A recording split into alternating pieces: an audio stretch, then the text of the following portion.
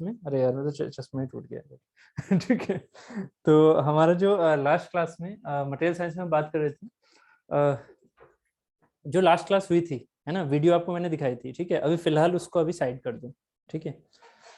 और अब हम स्टार्टिंग से बात करेंगे किसकी, आयरन कार्बन फेज डायग्राम, ठीक है। आयरन कार्बन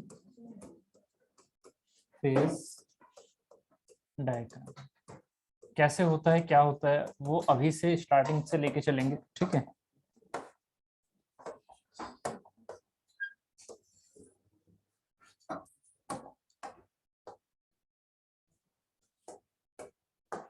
ठीक है, इसे हम इस नाम से भी जानते हैं FeC, या फिर Fe एंड Fe3C, ये दो नाम से और जानते हैं इसे। आयरन कार्बन फेज डायग्राम ऐसे भी बोल देते हैं, FeC and Fe and Fe3C, ठीक है।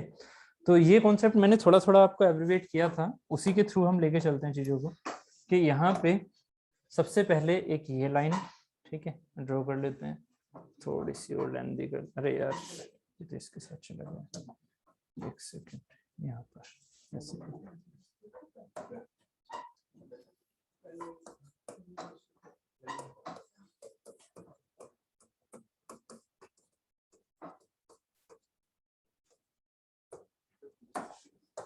ठीक है। या फिर इसे क्या बोलेंगे, आयरन कार्बन या फिर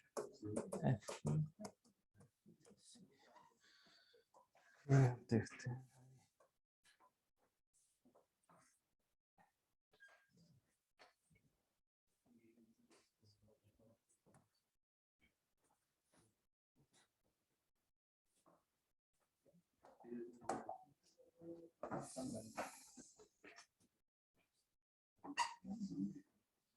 ठीक है, चलो ये जो परसेंटेज है इस साइड, ठीक है, एलोट्रोपी याद है ना, एलोट्रोपी, इधर फोकस कर लो, है ना। एलोट्रोपी सुना है, नहीं मैंने बताया भी था, एलोट्रोपी तक तो हमने बातें की थी अच्छे से, ठीक है। एलोट्रोपी भूल गए, अच्छा दिवाली की छुट्टी में भूल गए सब। एलोट्रोपी क्या था, जो हमारे पास आयरन आयरन की जो फेजेस हैं अपने पर्टिकुलर टेम्परेचर के बेसिस पर, ठीक है। एक कौन सी थी, अल्फा, ठीक है, अल्फा आयरन। अल्फा आयरन कहाँ तक था, अल्फा आयरन कहाँ तक था, 0% कार्बन, बहुत बढ़िया। 0% कार्बन मतलब ये उसकी प्योर फॉर्म है, ठीक है। अल्फा आयरन का मतलब क्या था, 0% कार्बन में प्योर फॉर्म में। वो जो अल्फा आयरन है वो अगर बीसीसी में बैठा हुआ है तो वो अल्फा आयरन कहलाएगा। कहाँ पर, अगर रूम टेम्परेचर है तो भी, है ना, या फिर कहाँ तक, 910 डिग्री सेंटीग्रेड तक। 910 डिग्री सेंटीग्रेड तक ये क्या था, अल्फा आयरन था। बट वो जो अल्फा आयरन था उसमें 728 डिग्री सेंटीग्रेड के बाद क्या हो गया था, मैग्नेटिक प्रॉपर्टी खत्म हो गई थी, ठीक है। इसका मतलब वहां पर मैग्नेटिज्म ये लूज कर गया था, ठीक है। तो 728 क्या कहलाया था उसका, क्यूरी टेम्परेचर, ठीक है, याद आ रहा है ना। 910 के बाद हमारा फेज चेंज होता है और वो किस में कन्वर्ट हो जाता है, FCC में, BCC FCC में कन्वर्ट हो रहा है। 910 के ऊपर कहां तक, कहां तक, ठीक है, 1390, 1390 तक। 1390 के बाद में या 1395, 1390 या 95 के बाद में 1539 तक कौन सा था हमारा, फिर से BCC, बट उसका नाम क्या था, उसका नाम क्या था, यहाँ से फिर FCC बना था और FCC फिर से BCC बना था, ये हमारा BCC था। बट ये टेम्परेचर क्या था, रूम टेम्परेचर से लेके कहाँ तक, रूम टेम्परेचर भी या और भी नीचे भी मान सकते हो, 910 तक। ये 910 से कहाँ तक था, 1395 या 90 तक। ये कहाँ तक था, 1395 से 1400, सॉरी 1539 तक। इसको हमने क्या नाम दिया था, डेल्टा आयरन, ठीक है। ये सेम फेज थी, BCC एंड BCC, ये भी BCC ये भी BCC, बट अल्फा आयरन क्या था हमारे नॉर्मल टेम्परेचर पर, ठीक है, या फिर 910 से नीचे नीचे। जबकि जो हमारे पास BCC है हायर टेम्परेचर पर के, उससे तुरंत ही आगे क्या बनने वाला है, वो इससे ऊपर क्या बनने वाला था, इससे ऊपर क्या बन जाएगा, 1539 के आगे लिक्विड, बस, है ना। तो जब लिक्विड के इतना टेम्परेचर आपने दे दिया कि वो लिक्विड के पास पहुंच रहा है तो वो डेल्टा आयरन है, उसे हम अल्फा आयरन नहीं बोलेंगे। जबकि फेज सेम है, फेज क्या है हमारी, वही BCC है, बॉडी सेंटर्ड क्यूबिक है, स्ट्रक्चर सेम है, ठीक है। अभी क्या है, ये चीज थी एलोट्रोपी, उम्मीद है आपको ये याद होगी, इतना तो मैंने पढ़ाया था, ठीक है। उसके बाद ये तो शायद फर्स्ट क्लास में ही हमने बात की थी आई थिंक, उसके बाद सेकंड क्लास में हुई थी, बट उसके बाद में वीडियो सिर्फ बोल के चला गया था कि हाँ वीडियो देख लो, ठीक है। तो ये चीज तो हुई थी बात है ना। उसके बाद यहाँ पर देखो, ये जो पार्ट था, मैंने आपसे बोला कि अगर मैं यहाँ पर एक रूम टेम्परेचर की बात करूं, या कार्बन परसेंटेज किस साइड लिख रहा हूं, यहाँ पर इस side, this is the carbon percentage, और ये क्या है मेरा टेम्परेचर, ये है टेम्परेचर। टेम्परेचर किस में लेके चल रहे हैं, डिग्री सेंटीग्रेड में, ठीक है। तो अगर मैं आपसे कहता हूं ये मेरा रूम टेम्परेचर है, यहाँ पर ये मेरा क्या है, रूम टेम्परेचर। तो रूम टेम्परेचर पे इसमें जो कार्बन परसेंटेज है मैक्सिमम, किसमें, अल्फा आयरन में, मतलब प्योर फॉर्म में रूम टेम्परेचर पर कितनी मैक्सिमम मिला सकते हो, वो है हमारी 0.008, 0.008, ठीक है। ये कार्बन परसेंटेज आप रूम टेम्परेचर में मिला सकते हो मैक्सिमम। मैक्सिमम का सेंस क्या हो रहा है कि वो जो हमारे पास वॉइड्स हैं, वॉइड्स का मतलब जो स्पेस है, किसमें, इंटर स्पेस जो है, इंटर स्पेस कहाँ, जब बीसीसी बनेगा तो कहाँ स्पेस होंगे, यहाँ पर बीसीसी बनेगा तो जो जहां एटम्स हमारी जगह छोड़ रहे हैं वहीं पर तो कार्बन एटम आ सकता है। तो ये जो स्पेसिंग है वो कितना मैक्सिमम कार्बन की परसेंटेज को ले सकती है अपनी, 0.008% को, ठीक है। उसके बाद अगर मैं टेम्परेचर को बढ़ाता हूँ, ठीक है, टेम्परेचर बढ़ा रहा हूँ और फिर मैं देख रहा हूँ टेम्परेचर अगर किसी चीज का बढ़ाओगे तो कार्बन डोपिंग ज्यादा हो सकती है, बिल्कुल।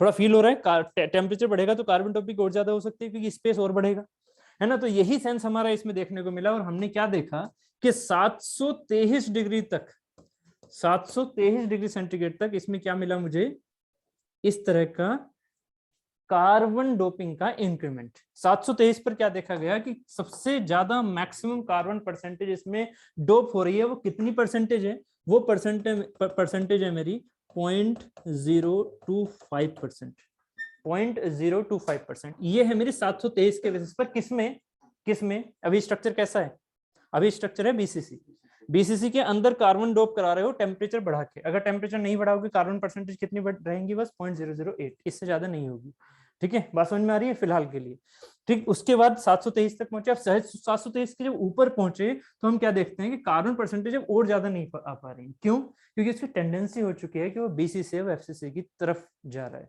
ठीक है। तो ये वाली जो चीज है ये आपको कैसे दिखी, यहाँ से यहाँ तक ये दिखा 900, देखो ये वाला जो पार्ट है ना, ये बन तो बड़ा रहा है बट कोई नहीं, मैं एडजस्ट कर लूंगा उससे अभी।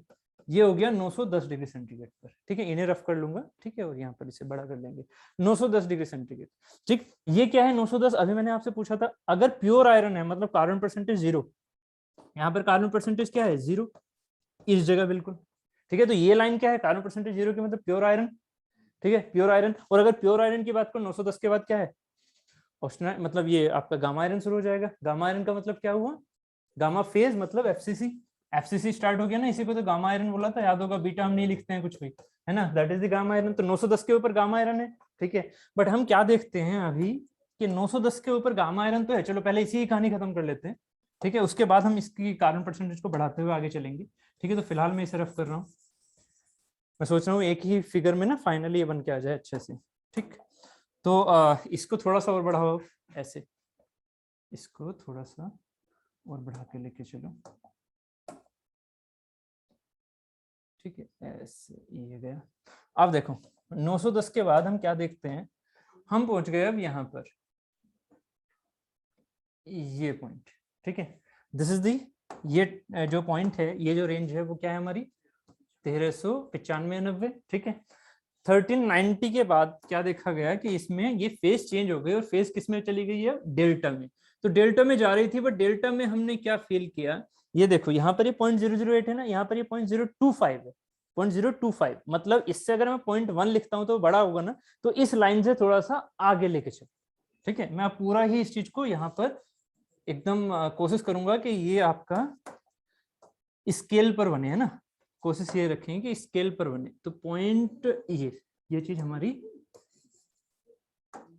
हमारी ऐसी रहेगी कुछ। तो 0.025 से ये वाला जो परसेंटेज है ना, ये वाला मैक्सिमम परसेंटेज डेल्टा आयरन में कार्बन डोप होगा। अभी इसमें आपने देखा था 0.723 पर बीसीसी में मैक्सिमम कार्बन कितना आ रहा था, 0.025, ये 723 टेम्परेचर है। जबकि बीसीसी में ही अगर टेम्परेचर और हाई कर दिया जाए, जो कि है ये वाली फेज, तो ऑब्वियस है कार्बन परसेंटेज बढ़ेगी, मैक्सिमम डोप करने की क्या कंडीशन उसकी बढ़ेगी, और ये कंडीशन होती है उसकी 0.1%, ये होती है 0.1%, कहीं कहीं ये 0.08% भी होती है, ठीक है, तो 0.1%, ठीक, ये चीज हो गई यहाँ तक। चलो इस लाइन को अब हमने और आगे देखा, और टेम्परेचर बढ़ा, ये टेम्परेचर कहाँ पर है, ये पर्टिकुलर टेम्परेचर के बेसिस पर होगा, ये भी याद रखना, अगर मैं कहीं कहीं बताना भूल जाता हूँ तो याद रखना, ये जो कार्बन परसेंटेज मैक्सिमम जा रही है वो पर्टिकुलर टेम्परेचर के बेसिस पर होती है। अगर मैंने एक लाइन यहाँ काट दी, मान लीजिए मैंने पूछा आपसे 1400 पर, तो 1400 पर मैक्सिमम कार्बन कितनी जाएगी, इतनी, ठीक है, ये चीज क्लियर है। तो ये जो हमारे पास टेम्परेचर है,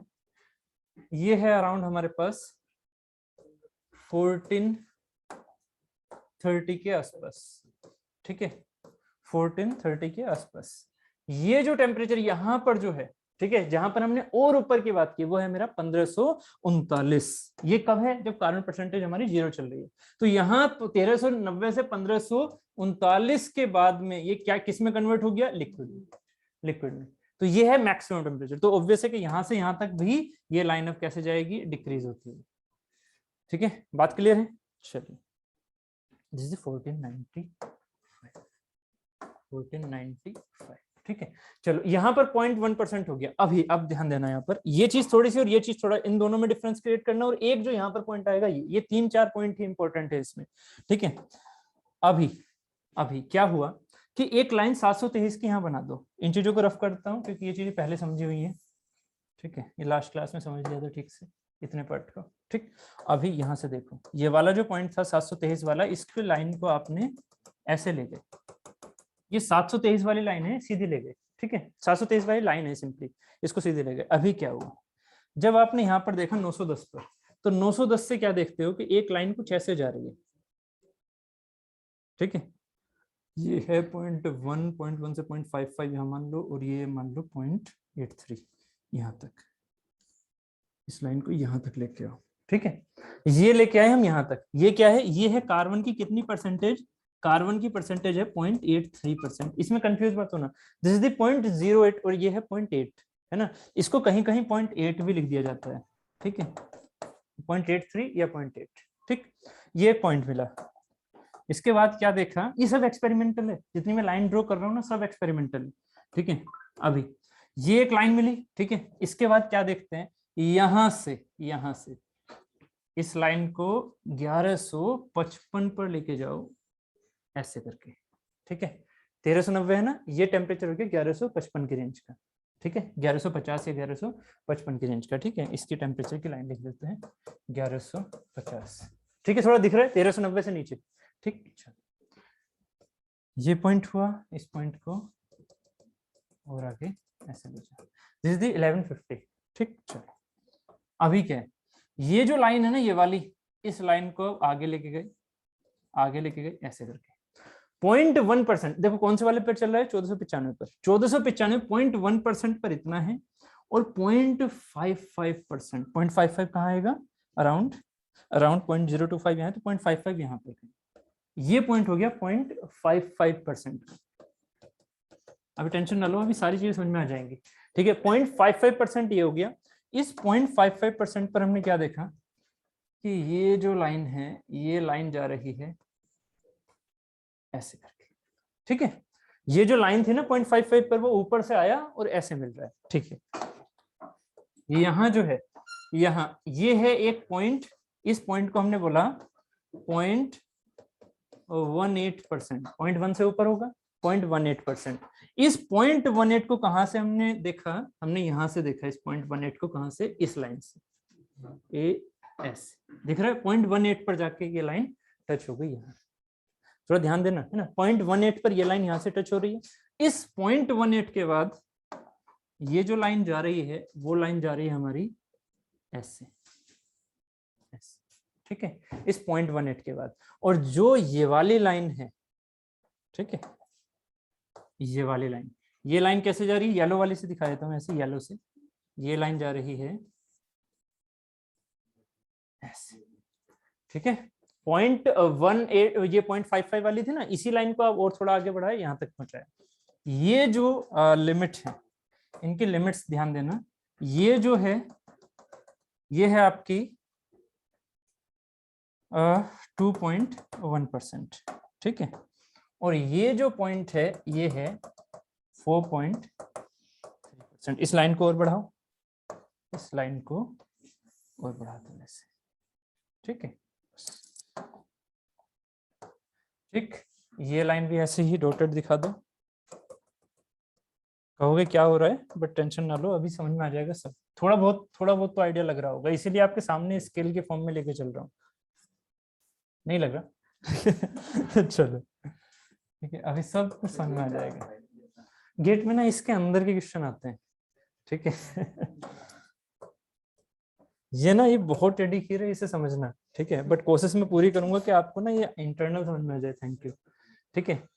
अभी देख रहा हूँ यहाँ पर, इस लाइन को मैं पहले पूरा मिला दूं यहाँ पर, ये ठीक है। ये चीज हो गई, चलो ये 4.3% हो गया, और ये हो गया हमारा 6.67, बहुत बढ़िया, 67%, ठीक है। ये जैसे कार्बन परसेंटेज लिखा है ना मैंने, यही हमारा इस साइड में Fe3C परसेंटेज को भी दिखा रहा है। Fe3C परसेंटेज भी ऐसे बढ़ रही है, ठीक। तो ये बन के आ गया मेरा आयरन कार्बन फेज डायग्राम, ठीक है। अब आप कहोगे इसमें हुआ क्या, ये चीजें क्या है। बस अभी मैंने परसेंटेज को थोड़ा सही से लिखा, जिससे कि आपको थोड़ा आइडिया देता रहूं मैं आगे क्या होने वाला है, ठीक, क्लियर। चलिए भाई, टेम्परेचर रेंजेस हो गई हैं, ठीक है। ओके, चलो अब स्टार्ट हो जाओ भाई। आप देखो ध्यान से समझ के, ये चीजें हमारी हो गई 0.18%, 0.18, ठीक है, ठीक है, ठीक। चलो भाई, अब जरा 2 मिनट इधर फोकस करो, ऑनलाइन आप भी, ठीक है, ठीक।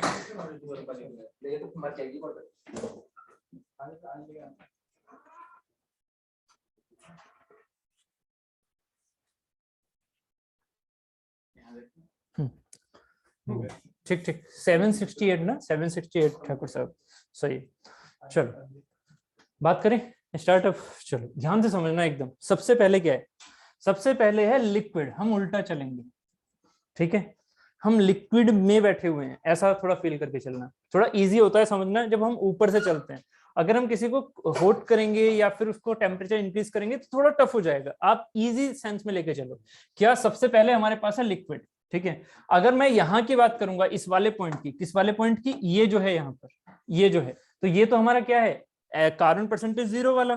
जब कार्बन परसेंटेज हमारी 0 है तो कहां पर ये लिक्विड फॉर्म होगा, 1539 पर, ठीक है। अगर मैं कार्बन परसेंटेज, जरा मेरी बात को ध्यान से समझते रहना, कार्बन परसेंटेज नहीं मिलाया हुआ, अलोय वो नहीं है, वो प्योर फॉर्म है, तो लिक्विड स्टेट कहां तक रहेगी, लिक्विड स्टेट कहां तक रहेगी, सोचो जरा। वो प्योर फॉर्म है, वो प्योर फॉर्म में, तो कहां तक है वो, 1539 तक, ठीक है। जैसे ही उसमें कार्बन परसेंटेज मिला रहे हो, जैसे उसमें कार्बन परसेंटेज मिला रहे हो, बेसिकली क्या है वो, इंप्योरिटी, ठीक है। क्या है वो, एक तरह से इंप्योरिटी है, बट उनका हम फायदा ले रहे हैं, उनकी प्रॉपर्टी को बढ़ा रहे हैं, ठीक है, क्योंकि हम खुद से कार्बन परसेंटेज मिला रहे हैं, ठीक है। तो इससे क्या होगा कि जो मेरा 1539 पर यहाँ प्योर फॉर्म में, वो लिक्विड फॉर्म में था, तो ऑब्वियस है कार्बन परसेंटेज मिलाने पर वो यहाँ, अगर मैं उसे होट करके लेके जाऊंगा, तो वो लिक्विड फॉर्म में पहले ही 1539 से पहले ही पहुंच जाएगा। थोड़ा फील हो रहा है या नहीं, है ना। हमेशा इस चीज में मत रहा करो कि इम्प्योरिटी है तो उसको भी तो गलाना होगा। अरे वही वो मिक्सचर हो चुका है, ठीक है, वहां पर उसने इम्प्योरिटी बना दी है उस चीज को, तो क्या होगा, वो कम टेम्परेचर पर ही क्या हो जाएगा, लिक्विड फॉर्म में। तो इसका मतलब जैसे जैसे आप उसमें अलोइंग कर रहे हो, जैसे जैसे कार्बन परसेंटेज को मिला रहे हो, उसकी लिक्विड स्टेट भी आपको कैसे दिखेगी, जनरली कम होती हुई, ठीक है, कम होती हुई। बात क्लियर हो रही है थोड़ी, चलो। तो यहाँ पर क्या हुआ, ये भी लिक्विड, ये भी लिक्विड, तो ये सारी फेजेस क्या है, लिक्विड। इससे ऊपर क्या है, सब लिक्विड, ठीक है। इससे ऊपर क्या है, लिक्विड। हमारे लिए इंपॉर्टेंट पार्ट क्या है, हम पढ़ेंगे स्टील। और स्टील कहां तक होती है, स्टील होती है 2.1% से पहले पहले। तो हमारे लिए मेन जो पार्ट है वो ये वाला है, ये वाला नहीं, ठीक है। बात क्लियर है, मैं उसके नाम भी आपको बताऊंगा सारे, ठीक है। अभी क्या है, यहाँ पर अगर ये लिक्विड था, तो लिक्विड से जब इसे ठंडा किया तो इसमें क्या होगा, इस वाले रेंज में। पहले, हाँ पहले ये वाले रेंजेस बताओ जो मैंने लास्ट क्लास में बताई थी। ये जो फेज दिख रहा है, ये कौन सा फेज है इसका, नहीं ये डेल्टा, वेरी गुड। ये वाला जो है ये क्या है, डेल्टा, डेल्टा फेज है। But delta phase with carbon है या नहीं है, डेल्टा फेज विद कार्बन है, इसको, इसका मतलब क्या बोल देंगे इसे, राइट। मैंने आपको नाम बताए थे ना, अगर वो डेल्टा आयरन विद कार्बन है तो उसे क्या बोलते हैं, फेराइट। भूल गए, नाम भूल गए थोड़े से। अल्फा आयरन विद कार्बन हो विद कार्बन, तो उसे हम क्या बोलते हैं, फेराइट। अगर अल्फा, इन चीजों को ना आगे लिख रहा हूँ क्योंकि यहाँ पर ना ये बहुत लेट स्टार्ट होगा, बट प्रॉब्लम फिर आगे आ जाएगी, रुको। गामा आयरन विद कार्बन हो तो उसे क्या बोलते हैं, नाम याद है, लास्ट क्लास में थोड़ा बताया था, ऑस्टेनाइट। बहुत बढ़िया। गामा आयरन, इसको अगर कार्बन के साथ में रखता हूं तो ये क्या है, ऑस्टेनाइट। देखो सुनो, पहली बात, जो भी ऑनलाइन स्टूडेंट है, कम से कम आधा घंटा लगेगा इसकी रूपरेखा बनाने में, ठीक है। तो प्लीज एकदम से ऐसे मत समझना कि पता नहीं क्या हो रहा है, ठीक है, आपको भी कह रहा हूँ, ठीक है। इसको थोड़ा टाइम लगता है, ऐसे नहीं कि एकदम से सोचना शुरू कर दो आप। तो ये क्या है, ऑस्टेनाइट, ठीक है, ये है हमारा ऑस्टेनाइट। कौन सी चीज, gamma iron, gamma iron with carbon percentage. अब जरा सोचो, delta iron with carbon percentage, वो भी क्या है, ferrite. Delta iron with carbon, वो भी क्या है, फेराइट, ठीक है, फेराइट, फेराइट।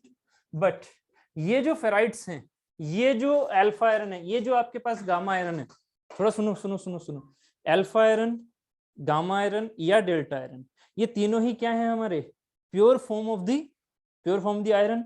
कौन सी, बीसीसी, एफसीसी, देन बीसीसी। अभी मैंने क्या कहा कि अब आप कार्बन परसेंटेज मिला रहे हो, वो किस में जा रही है, वो आपकी इंटरस्टिशियल स्पेसिंग में जा रही है। जो हमारे पास स्पेसिंग है ना अंदर, उसमें अगर कार्बन परसेंटेज जा रहा है तो वो मैक्सिमम कार्बन परसेंटेज जो बिना, मेरी वर्डिंग पर ध्यान दे रहे, जो बिना Fe3C फॉर्म किए बन रहा है, जो उनके इंटरस्टिशियल स्पेसिंग में जा सकता है, वो वाली चीज क्या है, वो है मेरी ferrite, ferrite, austenite and then फिर से फेराइट। बात समझ में आ रही है। मैंने यहाँ Fe3C नहीं बनाया किसी में भी, किस वाली चीजों में, जब मैं उसमें सिर्फ और सिर्फ क्या बोल के चल रहा हूँ, जो कार्बन है वो इंटरस्टिशियल स्पेसिंग में जा रहा है, चाहे बीसीसी में जा रहा हो चाहे एफसीसी में जा रहा हो। अगर वो इंटरस्टिशियल स्पेसिंग में जा रहा है तो वो सिर्फ क्या कहलाएगा मेरा, यहाँ पर क्या कहलाएगा, फेराइट कहलाएगा या नहीं, इस जगह क्या कहलाएगा, फेराइट, और उसका नाम क्या होगा, अल्फा आयरन या अल्फा फेराइट, इसे बोल देते हैं ऐसे, अल्फा फेराइट। इसे क्या बोलेंगे, अल्फा फेराइट, ठीक है, ये इसी का नाम है। मतलब फेराइट से क्या हो जाता है, कार्बन आ चुका है, ठीक है। उसके बाद ये तो आपके पास अल्फा फेराइट हो गया, ऐसे दिखा दे मैंने अल्फा करके, ये अल्फा आयरन नहीं है, अल्फा फेराइट है, ये याद रखना, ठीक है। उसके बाद ये वाला जो पार्ट है, जो ये दिख रहा है आपको, ये क्या है मेरा, ये है ऑस्टेनाइट, ठीक है। तो इसे हम बोल देते हैं गामा ऑस्टेनाइट। गामा आयरन तो सिर्फ और सिर्फ ये वाली येलो लाइन है, ठीक है, बट गामा ऑस्टेनाइट अगर बोल दिया तो इसका मतलब क्या है, फेज हमारी एफसीसी है, फेज हमारी एफसीसी है, और मैक्सिमम जो कार्बन परसेंटेज इसमें मिल रहा है पर्टिकुलर टेम्परेचर्स पर, वो हमारी किस लाइन से शो हो रहा है, ऐसे कि यहाँ पर ये इतना मिल रहा है, यहाँ पर ये इतना मिल रहा है, तो कितना मैक्सिमम मिल रहा है इसमें, कितना, 1150 पर 2.1%। ये है गामा आयरन में कार्बन परसेंटेज उसकी इंटरस्टिशियल स्पेसिंग में आने की, Fe3C के बिना। Fe3C नहीं बन रहा है। मैंने उस दिन कुछ Fe3C के बारे में बताया था ना अलग से, ठीक है, वो फिर से बता दूंगा। अभी फिलहाल अभी Fe3C की बात नहीं कर रहा, अभी क्या कर रहा हूँ, इंटरस्टिशियल स्पेसिंग की। ऐसे ही डेल्टा आयरन की कहानी है।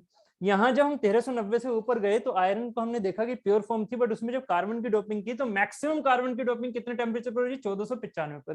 कितनी जा रही है वो, 0.1%। इससे ज्यादा कार्बन की डोपिंग नहीं हो रही है, उसके बाद चीजें चेंज हो रही है, ठीक है। तो 0.1% पर डेल्टा आयरन में जो जा रहा है वो भी क्या कहलाएगा मेरा, डेल्टा फेराइट। इसे क्या बोल दोगे, डेल्टा फेराइट। बात यहां तक क्लियर होगी। ये अभी स्टार्टिंग थी, बहुत स्टार्टिंग, बहुत ही बेसिक, अभी बिल्कुल स्टार्टिंग चल रही थी यहाँ पर, ठीक है। अभी जो कंफ्यूजन से स्टार्ट होते हैं, जो आपको इमेजिनेशन स्टार्ट होती है, वो यहाँ से होगी। क्या यहाँ पर मैं चीजों को बहुत ही लाइटली लूंगा क्योंकि ये चीजें क्वेश्चन में नहीं आती। सबसे इंपॉर्टेंट पॉइंट होता है आपका ये वाला, ठीक है, ये गेट में ये वाला कौन सा होता है, यूटेक्टोइड पॉइंट, यूटेक्टोइड पॉइंट। इनको याद रखने का तरीका भी आपको समझ में आ जाएगा, ठीक है, उसकी टेंशन ना लो अभी, ठीक है। अभी फिलहाल मैं यहां से लेके चल रहा हूं, तो यहाँ लिक्विड किस में कन्वर्ट हो रहा है, यहाँ लिक्विड किस में कन्वर्ट हो रहा है, इस जगह, ठीक है। ये लिक्विड देखो इस जगह, ये वाला जो फेज है ना, ये है हमारा L प्लस डेल्टा का। यार दिख भी रहा है या नहीं, थोड़ा जूम कर लेता हूं। ये है आपका L प्लस डेल्टा का, ठीक है। यहाँ पर क्या है आपका L प्लस डेल्टा। ये वाला पोर्शन क्या है, यहाँ देख लो डेल्टा है और गामा है, तो ऑब्वियसली ये वाला फेज कौन सा होगा, डेल्टा प्लस गामा का, ठीक है। मैंने आपसे क्या बोला, ये वाला पोर्शन गेट में बहुत ही रेयर है, बहुत ही रेयर पूछा जाए आपसे, ठीक है। ये ईएससी वगैरह का पार्ट होता है, मेन चीज है ये, और इसी को मैं अच्छे से समझाऊंगा। अभी सिर्फ और सिर्फ क्या समझा रहा हूँ, जो चीज दिख रही है उसको जोड़ दो, खत्म करो, ठीक है, टेंशन नहीं लेना। ये क्या हो गया, डेल्टा प्लस गामा, ये हो गया L plus delta, and this is the delta, this is the gamma austenite. ठीक है, और यहाँ पर क्या बैठेगा, जब ये गामा है ये एल है तो ऑब्वियस यहाँ क्या होगा, एल प्लस गामा। ठीक है, यहाँ हो गया एल प्लस गामा। ठीक है, क्लियर है। और यहाँ अभी Fe3C की तरफ अभी आगे जाएंगे, पहले अभी इतने रखते हैं। ठीक है, ठीक, यहाँ वाली चीजों की कहानी भी बाद में करूंगा। अब आ जाओ नीचे को यहाँ से सरकते हुए। ठीक है, जो कि मेन पार्ट। अभी यहाँ से तो हो गया, यहाँ से तो कोई टेंशन वाली बात नहीं थी इतनी। क्या एल से इधर की तरफ दिखता है, एल डेल्टा दिख रहा है तो एल प्लस डेल्टा कर दिया। ठीक है, इधर एक डेल्टा और गामा दिख रहा है तो गामा प्लस डेल्टा हो गया। यहाँ एल और गामा दिख रहा है तो एल प्लस गामा हो गया, बस इतना। ठीक है, कोई दिक्कत नहीं। ठीक है, यहाँ पर क्या क्या दिख रहा है थोड़ा थोड़ा इस चीज को भी समझ लेते हैं। 0.1% इसमें जा रही है, ये जो पॉइंट यहाँ आ जा रहा है 0.55% के हिसाब से, उस 0.55% के हिसाब से एल किस में कन्वर्ट हो रहा है, एल हो रहा है एल एंड गामा में। देखो यहाँ पर ये क्या है, ये चीज एल है, इससे ऊपर एल है, किस में कन्वर्ट हो गई, एल प्लस गामा में। दिख रही है एल प्लस गामा, तो ये वाला जो रीजन है वो यहीं से जा रहा है। ठीक है, 0.55 के नीचे जो है वो एल प्लस गामा है, तो ये भी एक पॉइंट होता है। ठीक है, जिसे क्या बोलते हैं, मोनोटैक्टिक पॉइंट। ठीक है, और ये वाला जो है, ये वाला है, इसको क्या बोलते हैं, पेरीटैक्टिक पॉइंट। ठीक है, अभी इन चीजों के बारे में आराम से फाइनली लिखवा दूंगा। ठीक है, इसे बोलते हैं यूटेक्टोइड पॉइंट। तो मैं अभी इनमें कंफ्यूज नहीं कर रहा आपको, क्योंकि ये है गेट का पार्ट। ठीक है, तो मैं इधर लेके आ रहा हूँ। चलो अभी इस चीज को हम नीचे लेके आए, नीचे लेके आए, नीचे लेके आए, इस पॉइंट पर आ रहे हैं। बट इस पॉइंट पर ऐसे नहीं आएंगे, इस पॉइंट पर हम कुछ एग्जाम्पल लेके चलेंगे। कैसे, जैसे कि एक मैंने ये लाइन खींच दी, कौन सी लाइन, ऐसे। इस चीज को समझेंगे यहाँ पर पहले। ठीक है, फिर धीरे धीरे चलेंगे। ये पॉइंट मान लेते हैं कि ये पॉइंट है ए। ठीक है, एक पॉइंट है यहाँ पर मान लीजिए बी। ठीक है, और एक पॉइंट यहाँ पर मान लीजिए ये है सी। ठीक है, फिलहाल अभी एक इस वाली व्हाइट लाइन से चल रहे हैं। ठीक है, यहाँ पर ये फेज क्या है, जो ए पॉइंट है, इस ए पॉइंट का फेज क्या है, मतलब इसमें है क्या, सोच के बताओ। इसमें है एफसीसी फेज, बहुत बढ़िया। स्ट्रक्चर पहले माइंड में क्लियर होना चाहिए। वो क्या है मेरा, एफसीसी की गामा है, गामा है तो एफसीसी है, बीसीसी की बात ही नहीं है। चलो बहुत बढ़िया, एक तो हो गया एफसीसी, दूसरा क्या है, कार्बन परसेंटेज है या नहीं इसमें, है। ठीक है, एग्जांपल के तौर पर कार्बन परसेंटेज कितनी है, 0.8 है तो 0.4 ले लो। ठीक है, क्योंकि ये तो एक्सपेरिमेंटल है कि 0.8 पर ये मिलता है पॉइंट। ठीक है, 0.83 पर एग्जैक्टली। तो अभी 0.4 ले लिया मैंने, 0.4% कार्बन। ठीक है, तो 0.4% में ये चीज जो दिख रही है, आप ये बताइए क्या यहाँ पर ये जो है, ये जो पर्टिकुलर पार्ट है। अब जरा एक काम कर लो, 2 मिनट रुको बस। ठीक है, मैंने कहा ना कि थोड़ा सा टाइम दो मुझे, और मैं ना इसको पूरा सेट कर देता हूँ। सेट कैसे, आपकी जो मैंने उस दिन वीडियो दिखाई थी ना, उससे सारी चीजें एकदम और अच्छे से क्लियर हो जाएंगी। आपने देखी तो होगी वो, बट इस टाइम पर बिल्कुल भूल चुके होंगे, है ना। तो जो मैं ग्रेन्स बार बार बनाता है, उसमें जो टाइम देता है, वो थोड़ा सा आप वीडियो से टाइम दो तो ज्यादा बेटर रहोगे। ठीक है,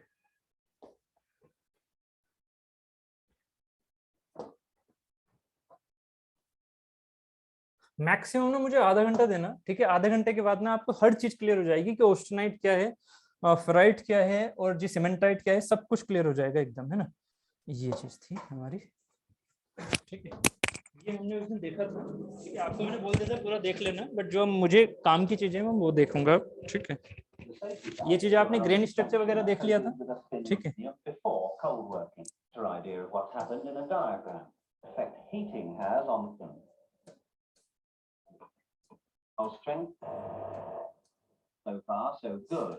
देखो यहाँ से हमारी स्टील हो गई, स्टील को हमने यहाँ पर पिघला रखा है। ठीक है, ये स्टील का ही आगे कहानी है, पहले एल्यूमिनियम की कहानी थी, अब स्टील की कहानी चलेगी। ये जो चीज है, यहाँ से थोड़ा सा ध्यान देना। ठीक है, ठीक है, we'll have to take a small sample of the steel and view its surface through a microscope.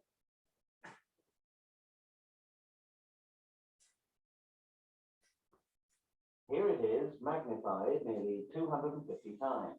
Let's take a closer look at this in a diagram. In the case of steel, there are 2 different types of grain. We'll look at each in turn. The light grains, like this one, are made up of iron. Engineers call them ferrite. These give steel the property of ductility. The other grains, like this one, are made up in layers. The white layers are iron. The black layers are a chemical compound of iron and carbon called iron carbide. ठीक, ये चीज थोड़ी सी feel हो गई यहाँ पे। ठीक है, और ये चीज कहाँ से दिख रही है, अभी परलाइट वगैरह की टेंशन मत लो, इसमें स्टील किन से बना हुआ है, जो ये दिख रहा है, कम से कम 2 टाइप की ग्रेन। एक टाइप की क्या दिख रही है आपको, जिसमें आयरन के अंदर कार्बन की परसेंटेज, गलती मत कर लेना अपने माइंड में, क्या पता लगे इस वीडियो को देख के आप अपने माइंड में यहाँ पर कि यहाँ पर तो ब्लैक था ही नहीं, इसका मतलब यहाँ पर ये सिर्फ और सिर्फ प्योर आयरन है। ये गलती मत करना, ये प्योर आयरन नहीं है। इस आयरन के अंदर भी क्या है, कार्बन है। क्योंकि इसमें कार्बन किस तरह का है ये और सोचो। इसमें कार्बन है इंटरस्टिशियल साइट्स पर, जो मैंने अभी समझाया था आपको। जो मैंने समझाया वो क्या है, ये इसके अंदर इंटरस्टिशियल साइट पर आयरन है। वो इंटरस्टिशियल साइट कौन सी है, या तो वो एफसीसी वाली है या वो बीसीसी वाली है। ये हमारा क्या हो सकता है, ये ग्रेन फेराइट हो सकती है। कब, जब हमारा टेम्परेचर 9-10 से नीचे नीचे, तो हमारी अल्फा फेराइट हो सकती है, जिसमें बीसीसी स्ट्रक्चर होगा। इसके अंदर क्या होगा, बीसीसी स्ट्रक्चर होगा और उसके अंदर कार्बन बैठा होगा। मैक्सिमम परसेंटेज जो लिखी हुई है, ठीक है, 910 से 723 है। 723 में कितना मैक्सिमम परसेंटेज, 0.025 जा रहा है। ठीक है, बात थोड़ी सी क्लियर हो रही है। ठीक है, अगर इसमें ये जो सीमेंटाइट की फॉर्मेशन है जो आपने अभी माइंड में देखी, वो सीमेंटाइट की फॉर्मेशन तभी आएगी, है ना, वो लेयर वाली जो ब्लैक कलर से लेयर्स दिख रही थी ना, वो लेयर वाली फॉर्मेशन तभी आएगी जब इसमें Fe3C बनेगा। बात क्लियर है। अभी क्या है, इसमें Fe3C नहीं बना। हमारे कौन से वाले केस में, यहां तक क्लियर हुआ थोड़ा सा। अभी इस वाली चीज को समझो कि एक ग्रेन ऐसी है तो दूसरी ग्रेन ऐसी है, बट दूसरी ग्रेन जो है वो कब बनेगी, वो क्या यहीं पर बनी हुई है, नहीं। जो मैं एग्जांपल लेके चल रहा हूँ, कौन सा वाला लेके चल रहा था अभी, गामा ऑस्टेनाइट का, याद करो मैं लेके कहाँ चल रहा हूँ, यहाँ पर गामा ऑस्टेनाइट। तो गामा ऑस्टेनाइट में क्या Fe3C बना हुआ है, यहाँ इस रेंज में, इस रेंज में क्या Fe3C बना हुआ है, नहीं ना। मैंने स्टार्टिंग से ये तो समझाया कि जो ये वाली चीजें हैं ये हमारी Fe3C नहीं बना रही हैं। ये अभी किसके अंदर है, इंटरस्टिशियल वॉइड्स के अंदर, जो भी आपको जगह मिल रही है वहां कार्बन जा रहा है। वो इस फॉर्म में नहीं बना रहा। किस फॉर्म में नहीं बना रहा, मैंने उस दिन बताया भी था आपको थोड़ा सा, कि जो Fe3C होता है वो Fe3C कोई कंपाउंड नहीं है। वो क्या है, वो आयरन कार्बन की वो स्पेसिंग, वो एक तरह से अरेंजमेंट है उसका। वो अरेंजमेंट है कि Fe कितना होगा, 3 टाइम्स और कार्बन होगा 1 टाइम। कार्बन क्या होगा, 1 टाइम। और मैंने आपसे बोला भी था ये किस तरह से अरेंज होते हैं, 12:4 में। ये मैंने आपको फिगर दिखाया भी था, याद होगा तो 12:4 में दिखाया था। होना तो चाहिए इसके अंदर 12:4 में मैंने आपको ये चीज दिखाई भी थी। अरे कहाँ गया भाई, एक सेकंड रुको बस। ये रहा, बताया था 12:4 में ये चीज होती है। 12 किसके हैं, आयरन के एटम्स, जबकि 4 किसके हैं, कार्बन के। तो क्या बन के आ गया, Fe3C। आयरन 3 टाइम्स है कार्बन के, है ना। वो अगर अरेंजमेंट मिल रहा है तो वो क्या बनाएगा, सीमेंटाइट। और ये किस तरह से बनता है, ये बनता है लेयर बाय लेयर की फॉर्मेशन में। ठीक है, बात क्लियर है। ये लेयर बाय लेयर की फॉर्मेशन में बनता है। इस तरह का अगर अरेंजमेंट आ गया तो ग्रेन्स में क्या बनेगा, ये लेयर की फॉर्मेशन में। ठीक है, पहली चीज ये थोड़ी सी फील हो रही है, चलो अच्छी बात है। यहां तक ये क्लियर है। हम कहाँ थे, किस साइड थे, हम शुरू की साइड में थे,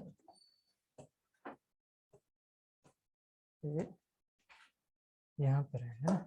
तो Fe3C क्या है, 12:4 में। ठीक है, अभी ये जो काम चल रहा था यहाँ पर ए पॉइंट, अब इस ए पॉइंट को देखोगे तो ए पॉइंट क्या है मेरा, सिर्फ और सिर्फ ग्रेन्स, कैसी ग्रेन्स। ये जो ए पॉइंट वाली ग्रेन्स हैं, कैसी ग्रेन्स हैं, इनको देखो। ये जो ए पॉइंट वाली ग्रेन्स है मैं इसमें दिखा रहा हूं, तो ये ए पॉइंट वाली ग्रेन्स कैसी होंगी, ऐसी। थोड़ा फील करना, ये ग्रेन्स है मान लीजिए ऐसी। इन ग्रेन्स के अंदर क्या है, ऑस्टेनाइट है, सीमेंटाइट है, क्या है, इन ग्रेन्स के अंदर क्या है, ऑस्टेनाइट है या नहीं, ऑस्टेनाइट है। ये सब मैं ए बोल सकता हूं कि ये सब क्या है, ए है, ऑस्टेनाइट है। इनमें कार्बन कैसे बैठा हुआ है, लेयर की फॉर्म में, Fe3C की फॉर्म में नहीं। ये सारे के सारे कैसे हैं, इंटरस्टिशियल वॉइड्स में। ठीक है, और ये जो चीज है, जो ग्रेन्स है, ग्रेन्स याद है ना, मैंने आपको शायद पहले दिन लेके चला मैं कुछ इस तरह का, हाँ लेके तो चला था। क्या चीज है कि ये जो चीज है, ये वाली चीज ऐसी है, ये जो चीज आपको दिख रही है ना, ये वाला पार्ट, ये ऐसे है। तो अब बताइए ये वाली चीज कैसी होगी, यहाँ FCC बैठा होगा या BCC बैठा होगा, आयरन।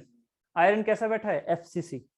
इसके अंदर ये चीज है भाई, एक के अंदर ये चीज है। मैंने किसको दिखाया यहाँ पर, इस वाले पार्ट को दिखाया ऐसे करके। तो ये एक के अंदर ऐसे बैठे हुए हैं आयरन, और ये कैसे बैठे हैं, FCC करके। और इसके अंदर ही क्या बैठे हैं, कार्बन। कार्बन कहाँ है, इंटरस्टिशियल वॉइड्स में। बात क्लियर है, ठीक है। ये Fe3C वाले के हिसाब से नहीं बैठे अभी। बात इतनी क्लियर हो गई है, गुड।